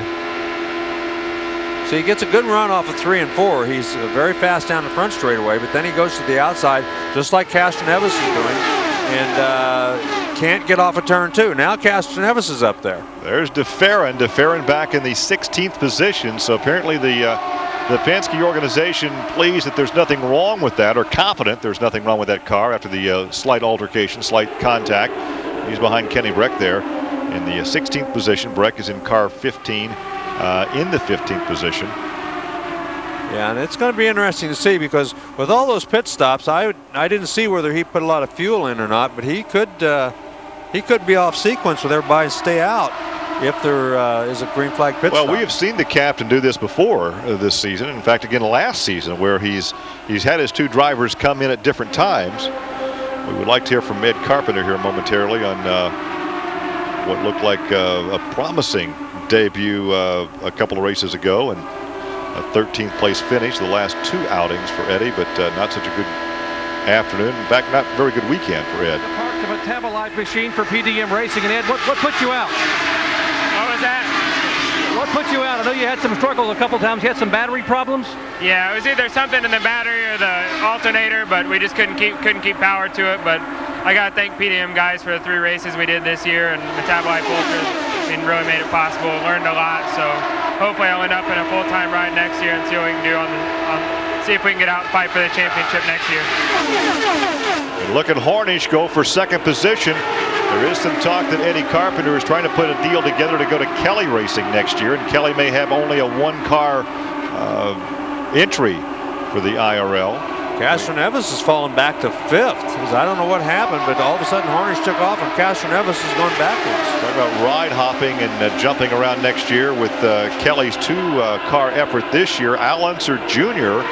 It is rumored that he's trying to put something together with PDM for 2 seasons. He says he wants to race 2 more seasons and then call it a career. But if he can only get sponsorship for 1 season, next year would be his last. So still a lot of question marks that we need to answer over the off season during the winter months. Well, he's obviously in the twilight of his career. He's been a great ambassador for the sport. He's been very good, but you know, he's not ready to quit. But you know, he's going to not get as good a rides, I think, as he's probably had in the past. Won 1 race at this racetrack earlier this season. Look at Schechter, and here comes Dan Weldon on the inside of Robbie Buell. Wow, now Schechter's up there challenging Hornish as Hornish keeps on that high side. He's to the inside of Hornish. And Schechter's going to dip that position into 3rd position. Hornish drops to 4th. Then it's Castroneves, Buell with a great ride in car number 24, then Weldon and Herta. Well, Larry, we have come to expect close finishes here at Texas, but you talk about close championships. The very first year of the Indy Racing League, 1996, we had co-champions, Buzz Calkins and Scott Sharp, and they were only 6 points ahead of Robbie Buell. And then the very next season, Tony Stewart beat Davey Hamilton by 6 points. In 2000, Buddy Lazier beat Scott Goodyear by 18 points, and last year was Sam Hornish by 20 over Elio Castroneves. So we've come to expect these close finishes. Yeah, it's been pretty amazing how close the finishes have been here in this series, and it's all because the racing has been close. And now look at Schechter. He goes to the outside of Tony Kanaan. So Thomas Schechter is thinking about winning the race and not about any championship. The only thing he doesn't want to do is take one of these guys out. Yeah, he doesn't want to cause a problem, take somebody out, or it could be. Look at Hornish. Great shot. Well, see what happened was once he got on the outside of Kanaan, Kanaan had to lift a little bit because the car was pushing, and when he did, it just gave both those guys a chance to get around him. He just didn't work in the traffic on the outside quite as easily. Now they look at this on the inside, almost contact. That's as close as we've seen all afternoon. Oh, I'm not sure that Schechter's spotter told him he was down there. It looked like he turned right down into him. Well, they're still almost side by side, and wow. Lap 128 of the Texas 500. Gary Lee, Larry Rice live from Texas Motor Speedway. And Schechter's on that outside groove that Hornish usually likes. And it looks like, nope, Schechter's still out there. Schechter just not giving up. Now then Hornish tried to move up. It looked like almost got together again. Well, Hornish has yet to lead here this afternoon. Well, Hornish is where he wants to be. He's in second spot. He'd like to stay there, but look at Castroneves coming on the bottom. Couldn't make that work. Didn't have room on the bottom, though. No, because Schechter was on the outside. Almost contact again between Hornish and Schechter. Man, oh man. And keep in mind, Schechter is going to be in this car next season. And he's teammates with the guy leading the race, so all kinds of things going on here. Giaffoni here momentarily, who was involved in that two-car crash that brought out our fourth yellow of the afternoon. And look at Robbie Buell. He's up there in fifth and battling these guys just like, you know, he finally has some horsepower. Yeah. And again, Hornish tries to lead for the first time this afternoon. Oh boy, those guys both came off the corner very low that time. And look at Buell go high. Oh, who's gonna lead this lap? Looks like it's gonna be Dixon. Yeah, Dixon by a half car length, less than a half car length at the line. Now, is Sam going to school right now on Dixon to see how that car is working and how his car is working on the outside? Well, obviously this is what Sam would like to stay out there and run the next 70 laps just like this. Obviously there's going to be pit stops and all sorts of things, but this would be the ideal situation for Sam Hornish to be in come the end of the race. But as you said, if he's looking towards the end of the race, the last two laps, he's not won. Dixon has beat him to the line off of turn number 4. Look at this, stacked up side by side, nose to tail, lap 133. Dixon still by inches is your leader.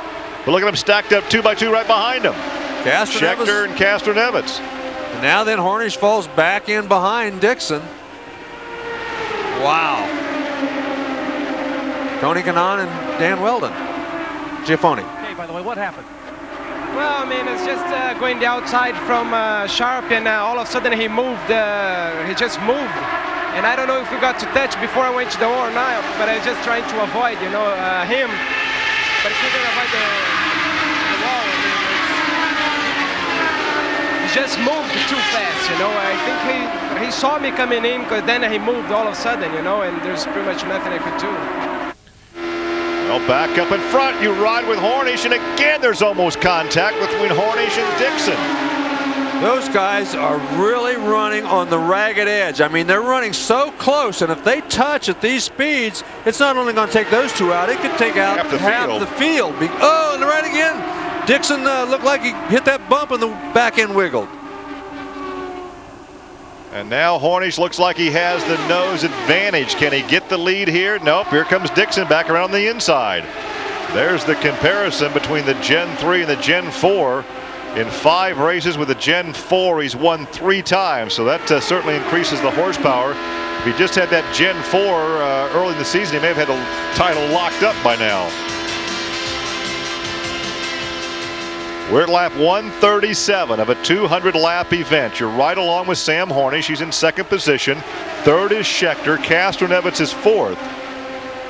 Al Unser Jr. is up there making some noise. He's back in 6th spot now, so you know, he's hanging right in there with all these guys, and he loves this racetrack too. Well, he's won here, and he's also finished second, one of the closest finishes ever to Jeff Ward. That was the June race a year ago. And again, Hornish tries that high side. Thomas Schechter. Look at Schechter right behind his teammate. And look at Castroneves. He got a great run off that corner. They are going to make contact yet, Larry. One slight bump right there, and they're going to make contact. Well, I certainly hope not, but it's always a possibility. That's the thing that you dread. That's the thing, you know, that's why this racetrack makes you cringe. Ooh, it's so fast and so close that the slightest mistake is amazing. I don't know how they do it. Well, we'll have one more pit stop. That will come in about 15 or 16 laps, and then they will be good to go to the finish here. And again, Hornish wants that high groove. He's looking for something that will work for him, because he may need that in the last 2 laps of the race. Well, obviously you're exactly right. He wants to figure out a way to win this thing and he's got to figure out a way to get around Scott Dixon to do it. The problem is you've got Schechter back there along with Castroneves, who both are looking for an opportunity to go around both of them. Now he looks to the inside. Wow. Whoa! Oh, and boy, he just forced his way through. He just forced his way through. Unbelievable. And Scott Dixon definitely moved over and let him go. I mean, there was almost contact as Dixon started down, didn't know he was there, and almost touched wheels. Back live, and for the first time this race, Sam Hornish is out in front, and what a gutsy move it took for him to take that top spot. Well, he's been on the outside most of the race. He finally went down to the inside and just pulled off the pass. But I'm sure that Scott Dixon right now is thinking, man, I owe him one because he snuck down under me. I didn't think he'd ever do that. Look at Castroneves. He's on the inside of Schechter. 3 of the combatants for the championship in the first 3 spots now. Schechter falls back to 4th. Now, right now, Sam cannot get those 2 bonus points. It would so appear, if my calculations are right, he cannot get those bonus points for leading the most laps if he runs the table and leads the rest of them. But right now, we're still about 10 to 12 laps away from the last pit stop. Right, he's still thinking about just winning this race. There you see 4 different leaders that we've had so far this afternoon. There's the total number of laps. Dixon's led 57. Well, it's Dixon. It's still 59. According to my calculations, if Hornish wins and Dixon has led the most laps, he still wins the championship by 1 point. Yeah. Right now, if they finished right now, Dixon would lead by, I think it's 7 points over Castroneves. Wow. So Dixon right now rides in second, but he could still win the title if they finish just in these positions. Here's Elio's mom with the rosary in hand. Well, everybody does not speak English, so we can't talk to her. Well, maybe we could turn her around, though, so we can get a look at her face. Yeah, we've seen he and his family. He's very close with his family. His mother and father don't speak English. His sister does. He kind of acts as an interpreter for them when they go around. But a very, very close-knit family. Well, right now, it's all going to come down to this last pit stop. And, almost contact right there again. Kanaan now moves up to 4th. Castroneves is in 3rd. Dixon is 2nd. So your top 4 in points are running 1, 2, 3, and 4, just not in the order that they're actually in the points. Right, and it's they're all 4 still in the hunt. All 4 of them know that the championship was within their grasp, but they got to figure out how to take the win here with only 52 laps to go. I think if we talked to these guys throughout the weekend, most would have said that they expected Sam Hornish to be up in front long before lap 141. Well, I think you're probably right. The big thing is going to be nobody wants to make a mistake on this last pit stop. These guys are all going to have to pit here very shortly. You have to make sure if you stumble, if your crew makes a mistake or you make a mistake, looks like I'm not sure what he's doing. Yeah, he's coming in. He's coming in. Yeah. Castroneves, the first of the leaders to make a pit stop here on lap 150. Now 50 laps to go when they cross the finish line. So Castroneves gets on the brakes. Make sure he doesn't get arrested for speeding down pit lane, because that would be a stop and go. DeFerrin is running back in 11th spot, so he's virtually out of the running right now after that problem on that crash. Yasukawa, we've seen Robbie Buell in. Buell's had a good ride this afternoon. Very important pit stop. Make sure you get all the fuel in. Make sure you get... Okay, that was just a time stop. Enough fuel to go the distance. You can see that guy reaching over and tapping the fueler. When they had enough fuel to go to the distance, he tapped him on the shoulder and they sent him back out. Now, if everybody else is smart enough to do the same thing, Sam Hornish coming in. So all these stops coming under green. Now, the real disadvantage is that after Castroneves and Sam make their stop, if there's a yellow. Dixon coming in. Dixon, here comes Schechter. So Kanaan stays out and takes the lead. Well, we will see. Again, important pit stop for all of these guys. The crew guys are going at it pretty methodically.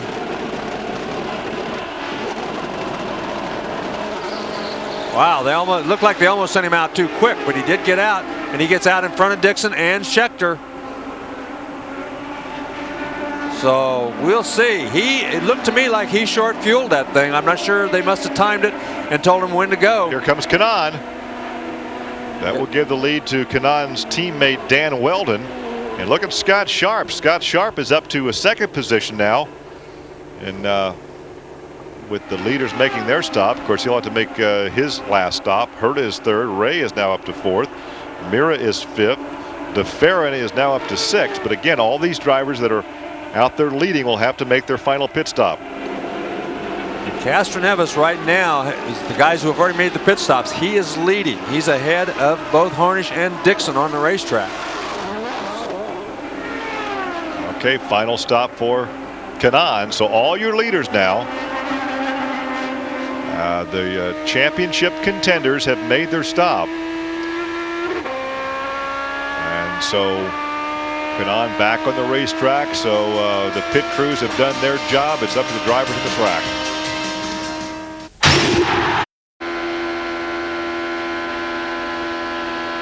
So he could have lost a gear.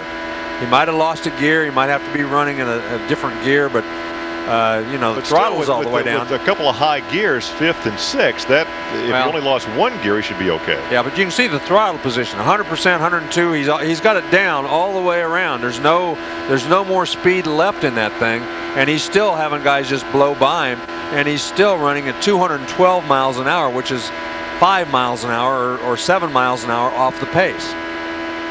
Now the Ferrin stays out. He's gone 61 laps.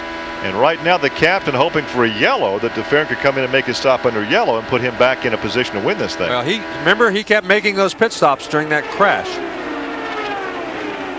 Well, now the crew is saying that there could be a rev limiter problem on car number 4. Oh, what a tough break to the championship run for Sam. DeFerrin is headed for the pit area. And that will give the lead to Ray, but then Castroneves will take the lead once Ray makes his pit stop. Yeah, virtually there's the battle for the lead right there. Kanaan and Castroneves. Those two guys are battling it out. Dixon's back will be in third. Yeah, and he's not far behind. After they recycle these pit stops. And he's not far behind. So it's going to be the three guys who have to win the championship. It looks like are going to be the three guys that will be battling for the victory. Well, we talked before the race began that this basically was a 3-horse race. Realistically, Sam had an outside shot and DeFerrin had a real outside shot. But it was going to come down to probably these three guys right here. Right, and you can see DeFerrin now in the pits.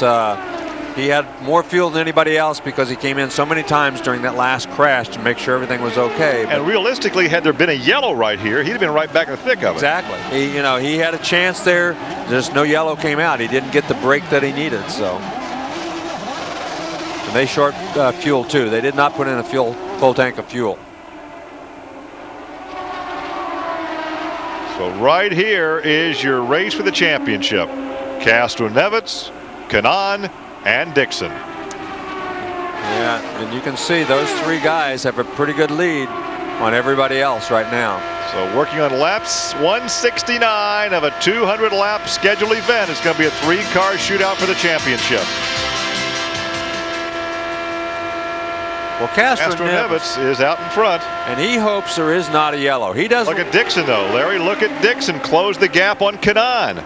Well, he appears to be the fastest guy on the racetrack right around now. Sarah Fisher. As he's been running over 220 miles an hour. Everybody else running 218, 219.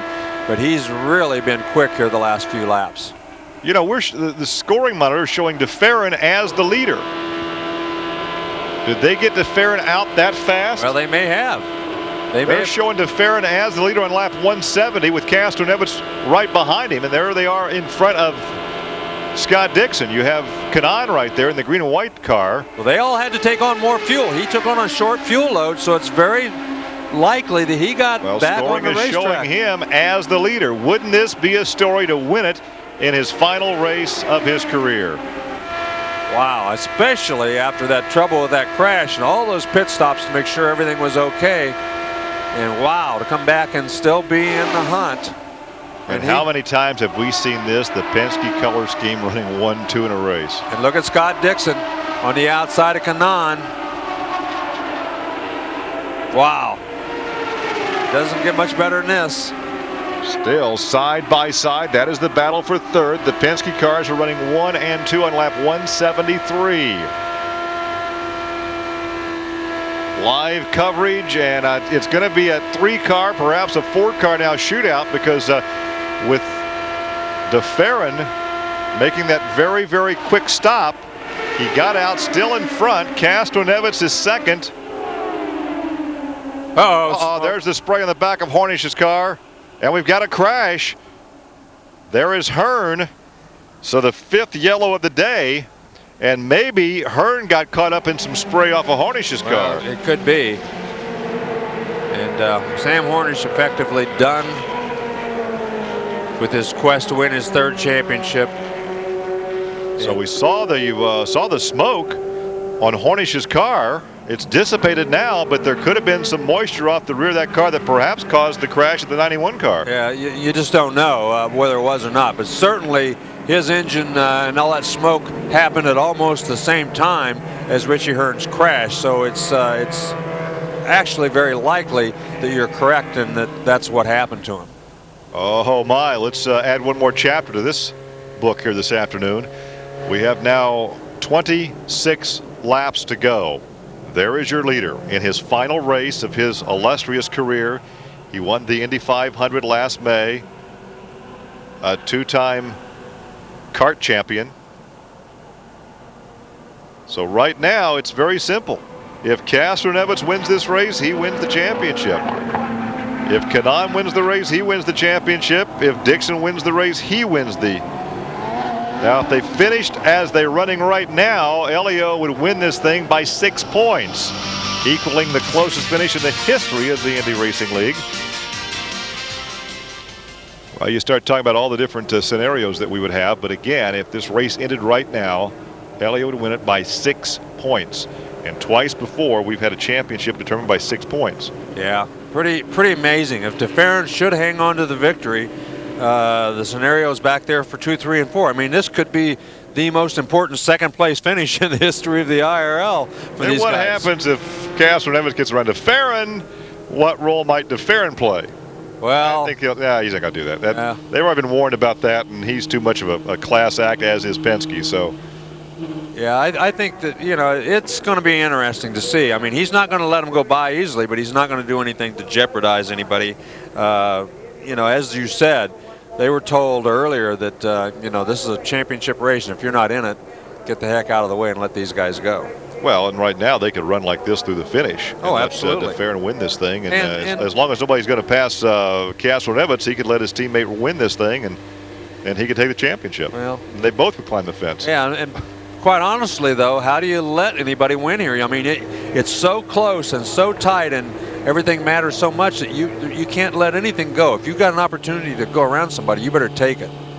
Well, so far he's not had the opportunity to go around his teammate. No, he has not. So now 25 laps remain in this season and in this race. Well, the pits are open under this yellow flag right now, and I don't anticipate seeing these leaders in there. Castroneves has gone 26 laps since the pit stop, and here comes Sam Hornish, and we'll see if he climbs out of the car, if he stays in the car. And he's been back out. Well, you see the smoke. He's going to probably climb out. The crowd giving him a standing ovation as you see the smoke there off the right bank of that Chevrolet power plant. Well, he's a huge favorite with most of the fans just because of the sort of things that we've seen here today. I mean, he's a racer. He's a racer. He never gives up. He does everything it takes to win and then some. Yeah, and you can see there he's climbing out.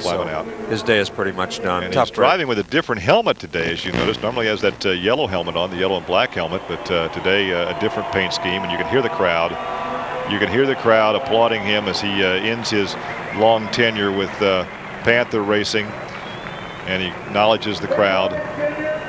A lot of good years ahead for this young man, both in the Indy Racing League as well as I believe we'll see him in NASCAR competition. Yeah, he certainly has nothing to be ashamed of. There's John Barnes, the team owner, Gary Pettigo, one of the other team owners, shaking hands with him. Doug Moles slapping him on the back and gives him a hug. A very bittersweet moment for this whole team. I mean, these guys have lived, breathed, ate, slept together for the last several years. Mike Griffin there, the white-haired gentleman there, standing with his arm sleeves rolled up on the arm, standing right to the right of Hornish. And he's taking his time to take the helmet off. You think this is an emotional time for him? I think it's a very emotional time. It's very emotional for all those guys. I mean, they've been so close, and for him to have to leave, but you can't blame him. I mean, anybody in the right mind, the opportunity to run for Roger Penske, it may not come along for another 10 years. So, well, as we said earlier, a chance for him to perhaps get a ride in car number 2 in NASCAR in the other Roger Penske Penske South stock car entry, since we heard from Wallace, and Rusty is going to retire after last season. Here is a riding along with Hearn. Let's see what happens now. Oh, something broke. Something broke. He wasn't even in the corner yet. Something broke. Either something broke in the suspension or something broke in the engine. Well, Dr. Jerry Punch is down there to talk to Hornish as soon as we go to trackside. Here in the final laps, what happened? You know, we had a real good race car. The car could run in traffic. We got up to the lead, made the pit stop, and not really sure what happened. But when we came out, the car just wasn't up to speed. And the Pencil Panther team gave us a great car today, and we had a heck of a run, and thought we might be able to get it done. But it should be a pretty exciting race to see what else happens today.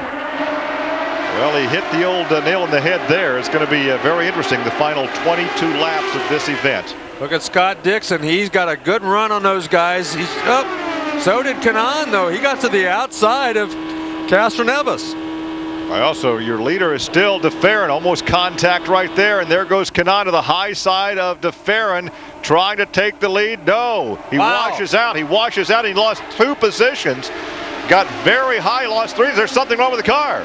Oh my gosh, something's gone wrong. That's not a handling problem. There's something wrong. Flat left rear tire. The left rear tire on his car is flat. You could barely see it. We're down to a 2-car shootout now. Yes, it certainly is, and there's nothing he can do about that. But the left rear tire is down. He lost the pressure in the left rear tire. Very lucky he did not crash, because he was right there in the midst of all that. So Dixon has to get around. All he has to do is get around. Oops, look at this. Here it comes. This could be the pass for the championship right here as Dixon goes by Castroneves to 2nd position. So right now he's in a position to win the championship by finishing 2nd to DeFerrin. And something's gone wrong with Castroneves. All of a sudden he's lost 2 spots in the last lap. And he's going to get past more. Get passed by some other guys. Look at this. Hornish, Kanaan, and now Castroneves. 3 of the 4 have had a problem here near the end of the race in the last 20 laps of the race. Well, if they keep dropping off, DeFerrin could win this thing. He absolutely could win this thing. You can see right what there. happens to Kanaan. Is there contact? Oh, there certainly is. Right there. There's contact between Castroneves and Kanaan. And that's what made the left rear tire go flat. And that may be what's wrong with Kanaan. No, Castroneves. When he made that contact, he may have trouble with the front end of that car too. When he hit Kanaan. Yeah, the contact with both drivers. Yeah, he These definitely are guys that have been competing together since they were racing go-karts in Brazil. So now it is Scott Dixon's championship to win. Wow, all he has to do now is ride up there and not make any big mistakes. He doesn't have to win this race any longer. He doesn't have to challenge DeFerrin.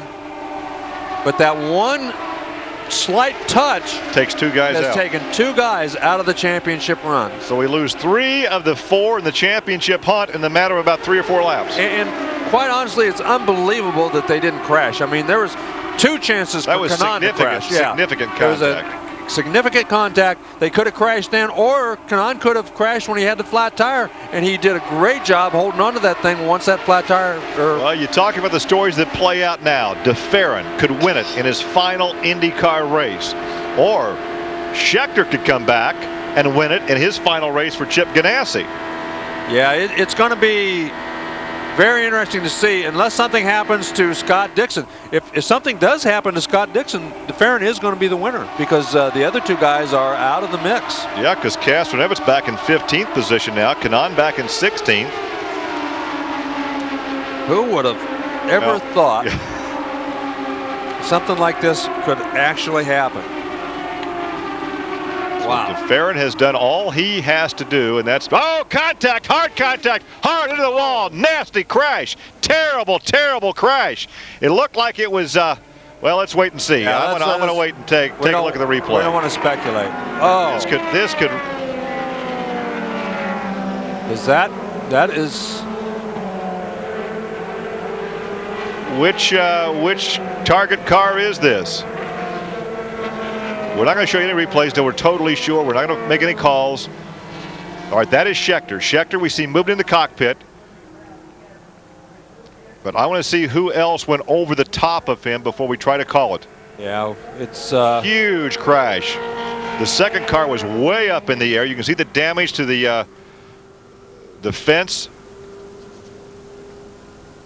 So we'll just bring out the red. Will we remain under yellow? This will be a lengthy cleanup, and this could give DeFerrin the win under a yellow flag finish. And this is one of the worst crashes that we've seen in the IRL for quite some time. On one lap 188, and I'm waiting to see, are they going to leave the cars out there? Kenny Breck is the other driver involved. Kenny Breck, I thought I saw the 15 car, but make very sure before you make the call. It was Kenny Breck that got very, very high. You saw him launch up over Schechter. Schechter climbs out. He is okay. As he walks away, acknowledges the crowd, and he will not only walk away from this race car, but walk away from the Target Ganassi team, and will move over to the Pennzoil Panther team next year. As all the attention right now is being focused on the remains of car number 15. That car was actually cut in half. Look at all the extensive damage to the catch fence. Well, yes, that's the real problem. Once you get in the air and the catch fence catches the car, that's when most of the damage is done. And you can see that the catch fence did its job as far as keeping the car inside the racetrack, but did extensive damage to that race car. You can see all the shards of fiberglass, carbon composite as the safety crew goes to work. They're trying to clean up. This will be a very, very lengthy cleanup, and it could mean that this race would end under the yellow. They have not gone to the red flag. Yeah, this you can see they've got buckets out there. Just a tremendous amount of debris. As we say, race control has elected not to red flag this with 11 laps to go, and there is Schechter. He is okay. Still waiting on a report on Kenny Breck.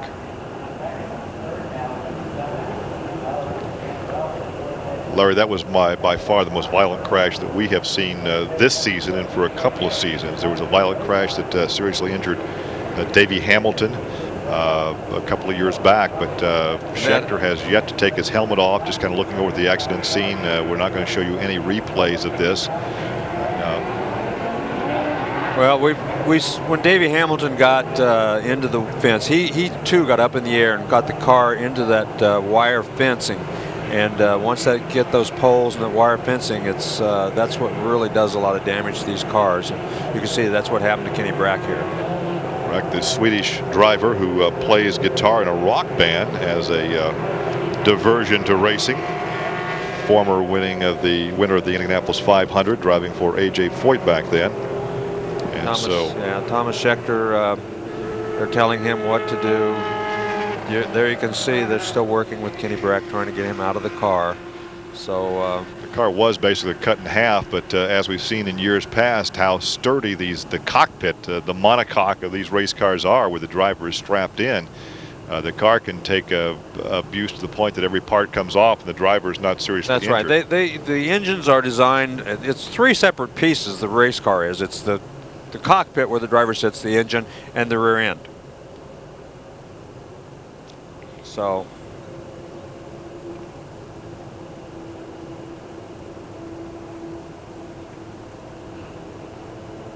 We're still waiting on more information on Kenny Breck as they work down there, and apparently they're going to let these laps wind down. Lap 190, 10 laps to go, and this race may finish under the yellow, as a violent crash involving 2 cars on lap 188 of the 200-lap event.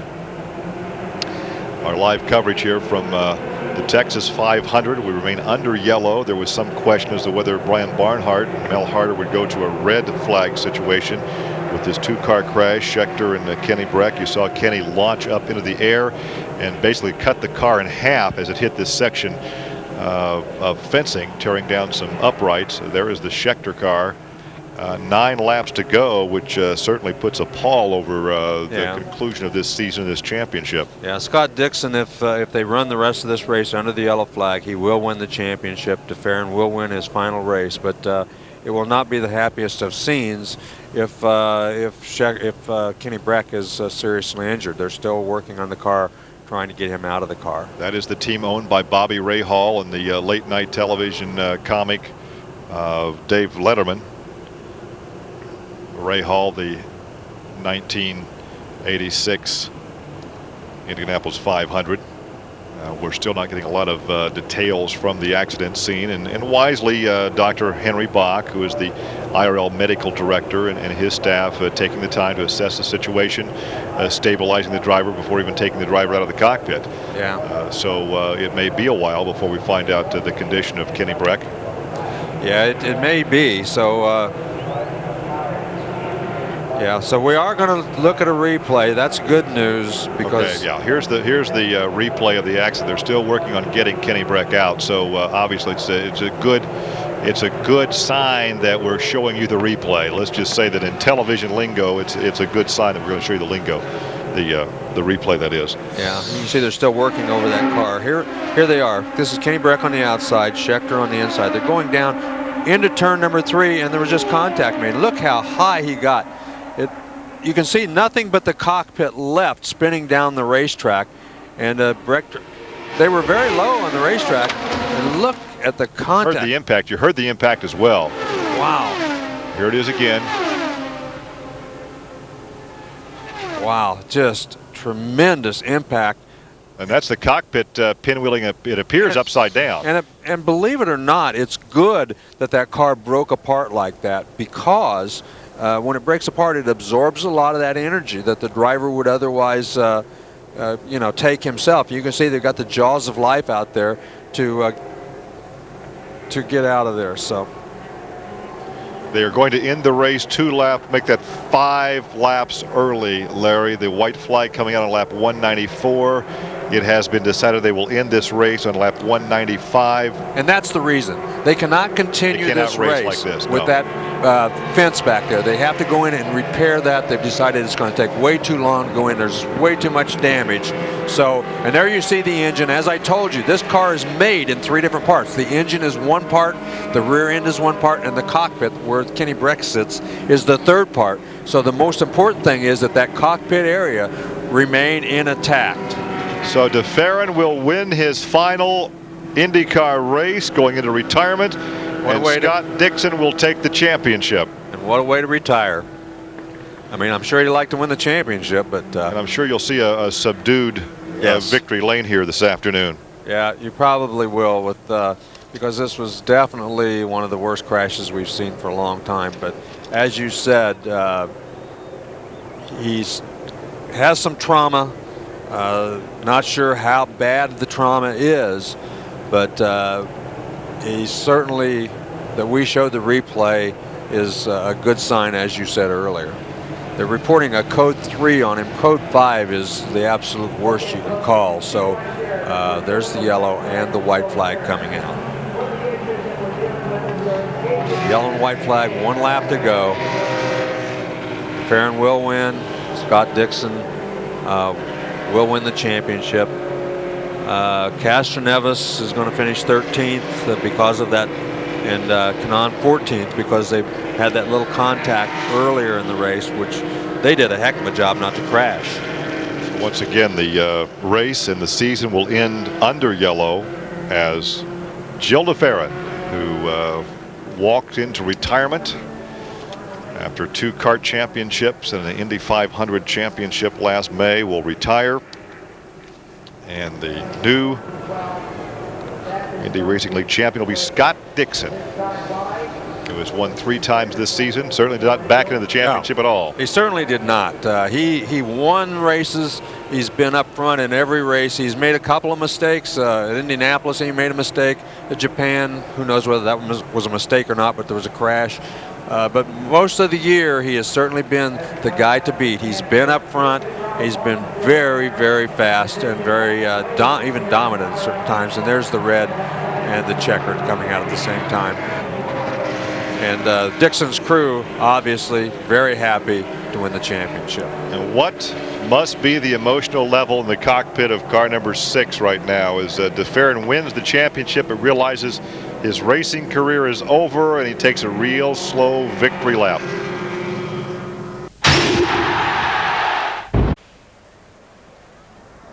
As it will be highly subdued.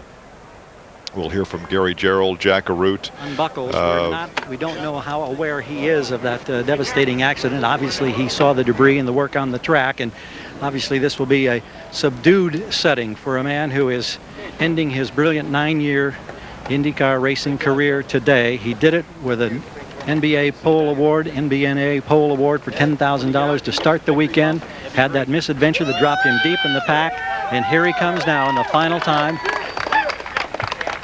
savoring the victory. Gilles, I don't know. Do you want to step out? Here we go.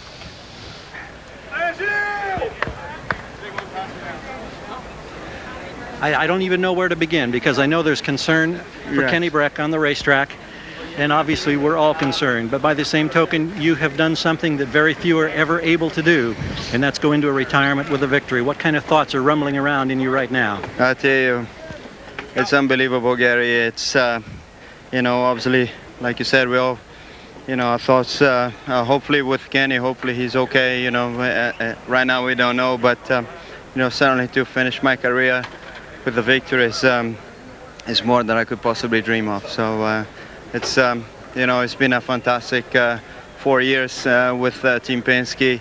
And like I told Roger and the guys on the radio, you know, it's a time that I'm going to remember for the rest of my life. I've learned so much, and it's just been a wonderful thing for me and for my family. Joe, let me take you back to early in the race when you had that misadventure there that resulted in you having to come into the pits, work on the car. When the pits were closed, they inspected it, send you out. Did you think at that time you would have any opportunity to still get back into a position to possibly win the race? Well, at that time there was concern that there was some damage in the left rear. That's where, you know, when sort of Felipe and I were sliding down the racetrack, I think it clipped my left rear. And there was concern there because the car was a little bit wobbly, but I think that's because I had too much dirt on my tires. So after that, you know, actually the way the fuel strategy worked out perfect for us. You know, we were just in the back of the pack there, really no hurry at all, saving fuel. I could see the leader just there. So as soon as the guy started pitching, then I really turned up the heat there and started turning 220 laps and went for the lead at that time. So it was a very strategic, you know, race by Roger and the whole team. Of course. Well, Gilles de Ferran, you can see the emotion. He won the Indy 500. They're going to say, he'll be back. What do you think? Well, you know, I would like to say I'm still young, and you know, I'm likely to have some itches going forward. But you know, right now the thought is to stop altogether and pursue another way of life. We congratulate you. We thank you for the great memories that he carries. Well, heard him there. He doesn't sound at all as sure as he did a few weeks ago about retirement. Yeah, it's always good to go out on top, to go out in victory lane, but it's, as we talked about during the broadcast, Larry, it's real tough to walk away from this when this has been your way of life and you're totally consumed by that. And it'll be tough to go back to a sedentary life in Miami or back to Brazil with his wife and 2 kids. Of course, they live in Miami now. Eddie Gossage giving him a hug right there. So very, very emotional victory for him. And there you take a look at the point standings. DeFerrin finishes second in the point standings. Some, 8 points, 18 points back in second position. So Scott Dixon is your champion. DeFerrin finishes second overall with the win here this afternoon. Much of the concern, of course, from Kenny Breck, the 37-year-old from Sweden, the Indy Racing League champion back in 1998. He was the 99 Indy 500 champion, driving for A.J. Foyt. And, of course, he was the runner-up in the kart point standings behind Jill DeFerrin back in 2001. And as we said earlier, he will be airlifted out of here, will not go to the infield care center, but they were working to stabilize him before extricating him from what was remaining of the race car. Right, and he did have some trauma. We're not sure how bad. First reports were bad, then they got a little better, and then we just don't really know at this point. I'm not sure the doctors really knew. It did take a heck of a lick. Well, the car did exactly what the car was supposed to do. As you watch the rest of Victory Lane celebration here, very sedate Victory Lane. The car did what the car is designed to do. It's designed to come apart, to burn up or use up all the energy before the energy goes back to the driver. But he had some very, very severe impacts up on the guardrail, or up on the post of the fencing, the catch fence. And up there in that fencing is really the worst place to hit, even in any kind of Indy car.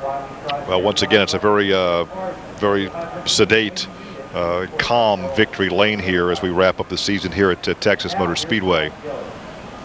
The Texas 500 has been won by Jill DeFerrin, 5 laps short. The race was ended, and the point that you made, Larry, even if they could get the debris cleared up, they could not fix the catch fence. It was not a safe situation for racing, and really all the combatants for the championship were out except for Dixon and DeFerrin. Right. The only thing that could have happened to change anything would have been if Dixon had some sort of a problem and not finished the race. But with only 5 laps to go, or 10 laps to go, that wasn't very likely. He didn't have to challenge. He didn't have to do anything stupid, and he hasn't done very many silly things. Well, of course, Dan Weldon became the Rookie of the Year this season, with the $50,000 bonus from Bombardier. Third place finish, a very nice run for him. And as you said, Vito Mira coming back to 4th after losing that wheel on the pit stop, also a very good run. And Brian Herta, who was pretty quiet all day, we didn't hear a lot of, he's in 5th place. Well, Scott Dixon, at the age of 23, wins the Indy Racing League Championship, driving for Team Ganassi, Target Team Ganassi, running as a teammate this year to Scheckter. Of course, Scheckter will move over, as we said before, to the Panther team, and Tony Renna will move into Schechter's seat with Target. Tony and Dixon were teammates on Pac West Indy Lights team back in 2000. That year, Dixon won the title. Renna finished 5th. They've been friends for a lot of years, so it's always nice when your teammate happens to be a friend of yours. Well, obviously, and I'm not sure what Thomas Schechter's, he ran very good. He won a lot of races this year, or didn't win a lot of races, but he had a chance to win a lot of races, and I'm not sure exactly what happened. But what happened out there? There's Kenny. You don't know, because I was just keeping on my line, and the next thing I know I was going backwards. But I think the problem is not, the main thing is not the cause, is make sure that Kenny's okay, and wish him the best recovery. I know everyone's sending their thoughts and prayers out to Kenny Breck right now. We're going to try to update that as soon as we can. But your thoughts on a very emotional day for you, not only what happened at the end, but the fact that you're having to walk away and make a change for next year. Yeah, I have to thank Target and Chip Ganassi, Toyota. Everybody's given me such a great opportunity this year. But, hopefully I'll go into next year and possibly get a couple more wins. On a positive note, you contributed to the fact that this team has a teammate who is now the IRL champion. Great. I'm happy about that. 3/4 way through the season, that was the goal, and Scott's done an unbelievable job, and I'm happy for him, happy for the team, and I'm glad I did my part in making sure this happened. Thomas Scheckter clearly upset about the accident that gives us our 6th caution and ultimately ends our race, the final race of the year. Jill DeFerrin, though, is confirmed as the winner of today's race, the Chevy 500. Scott Dixon in second place. Dan Weldon, his best IRL race ever, and he's getting better. It's his first ever podium position. Vita Mira, great recovery from him as well. You remember seeing him dragging one wheel around the racetrack after a wheel fell off after a pit stop. Brian Herter comes through into 5th place. Scott Sharp gets 6th. Toru Takagi, Greg Ray, Alanza Jr. Roger Yasukawa, unlucky in the Rookie of the Year because, of course, Dan Weldon's 3rd place means he is Rookie of the IRL year as well. Buell and Fisher round out our top 12. And there are the results then of the championship. Scott Dixon is confirmed the IRL champion for 2003. Gilles de Ferran on his retirement race, having won the Chevy 500 at the Texas Motor Speedway, also finishes in 2nd place. Helio Castroneves 3rd. The luckless Tony Kanaan and Sam Hornish 4th and 5th in the championship. But it bodes so well for the year 2004. But on all our minds, especially here in the studio at the moment, is of course the Swede Kenny Brack. I've got to say that that is the biggest race crash that I've witnessed in IRL. I mean, we've seen some fairly big ones in qualifying and practice, but Paul Cherry, if I can come to you first, I mean, horrendous. No, that was a major incident, and as you say, I think that's probably the worst one in the 2 years that I've been doing this with you that I've seen. However, on the positive side, exactly as the commentator said, the car did exactly what it was supposed to do. The disappointing thing was obviously part of it went through the catch fencing there. But the IRL's medical system is first class, good as Grand Prix, so he'll be getting the best possible care. Now, we did hear a code 3 has been issued. That's in a series of 5. One, obviously, the less serious, 5, the worst possible scenario.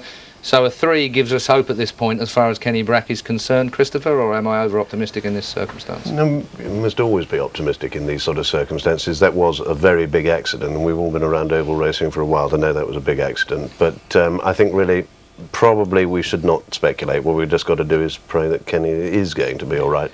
That was a big, big impact, and very upsetting indeed for everybody to have the season end in that way, and also concerning to see the damage it did to the catch fencing, which is why the race has stopped early. But at 220 odd mile an hour with that kind of impact, I mean, obviously catch fencing is made to take glancing blows, but that was almost like a spear straight through it. It's a situation that probably you couldn't legislate against, I would imagine.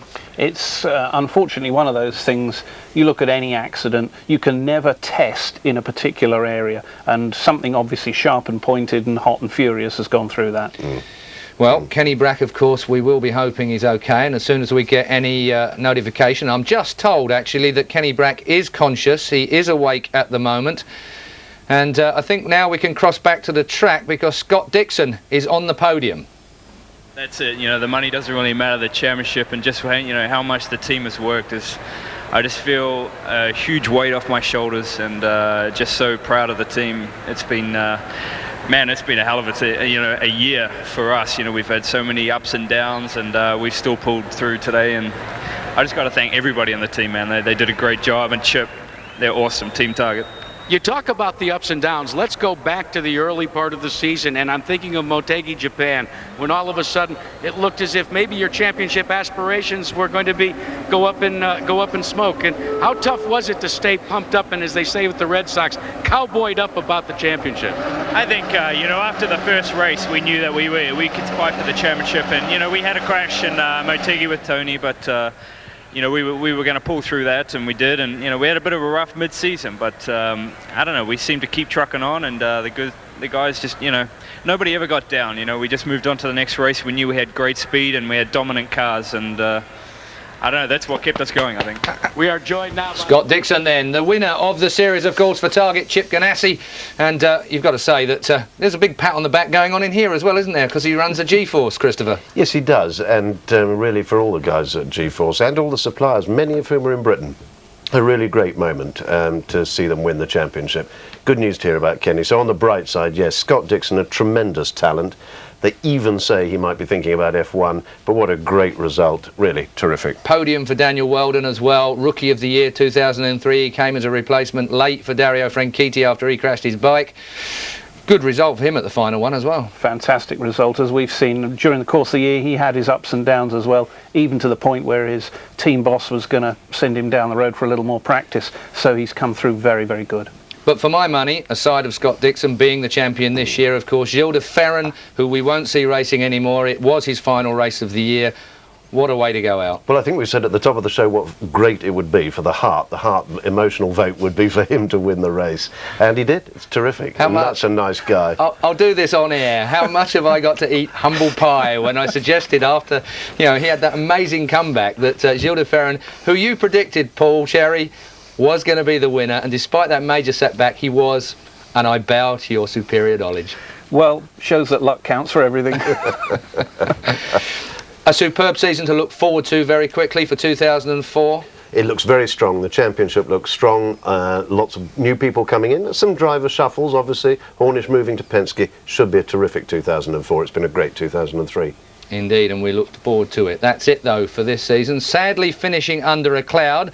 Let's hope that Kenny Brack's injuries are not too serious. We'll hear about that, I'm sure, later. We wish him a speedy recovery, of course. I can tell you now, though, we'll bring you the Indy Racing League again in 2004 here on Sky Sports. But for now, it's goodbye and see you next year.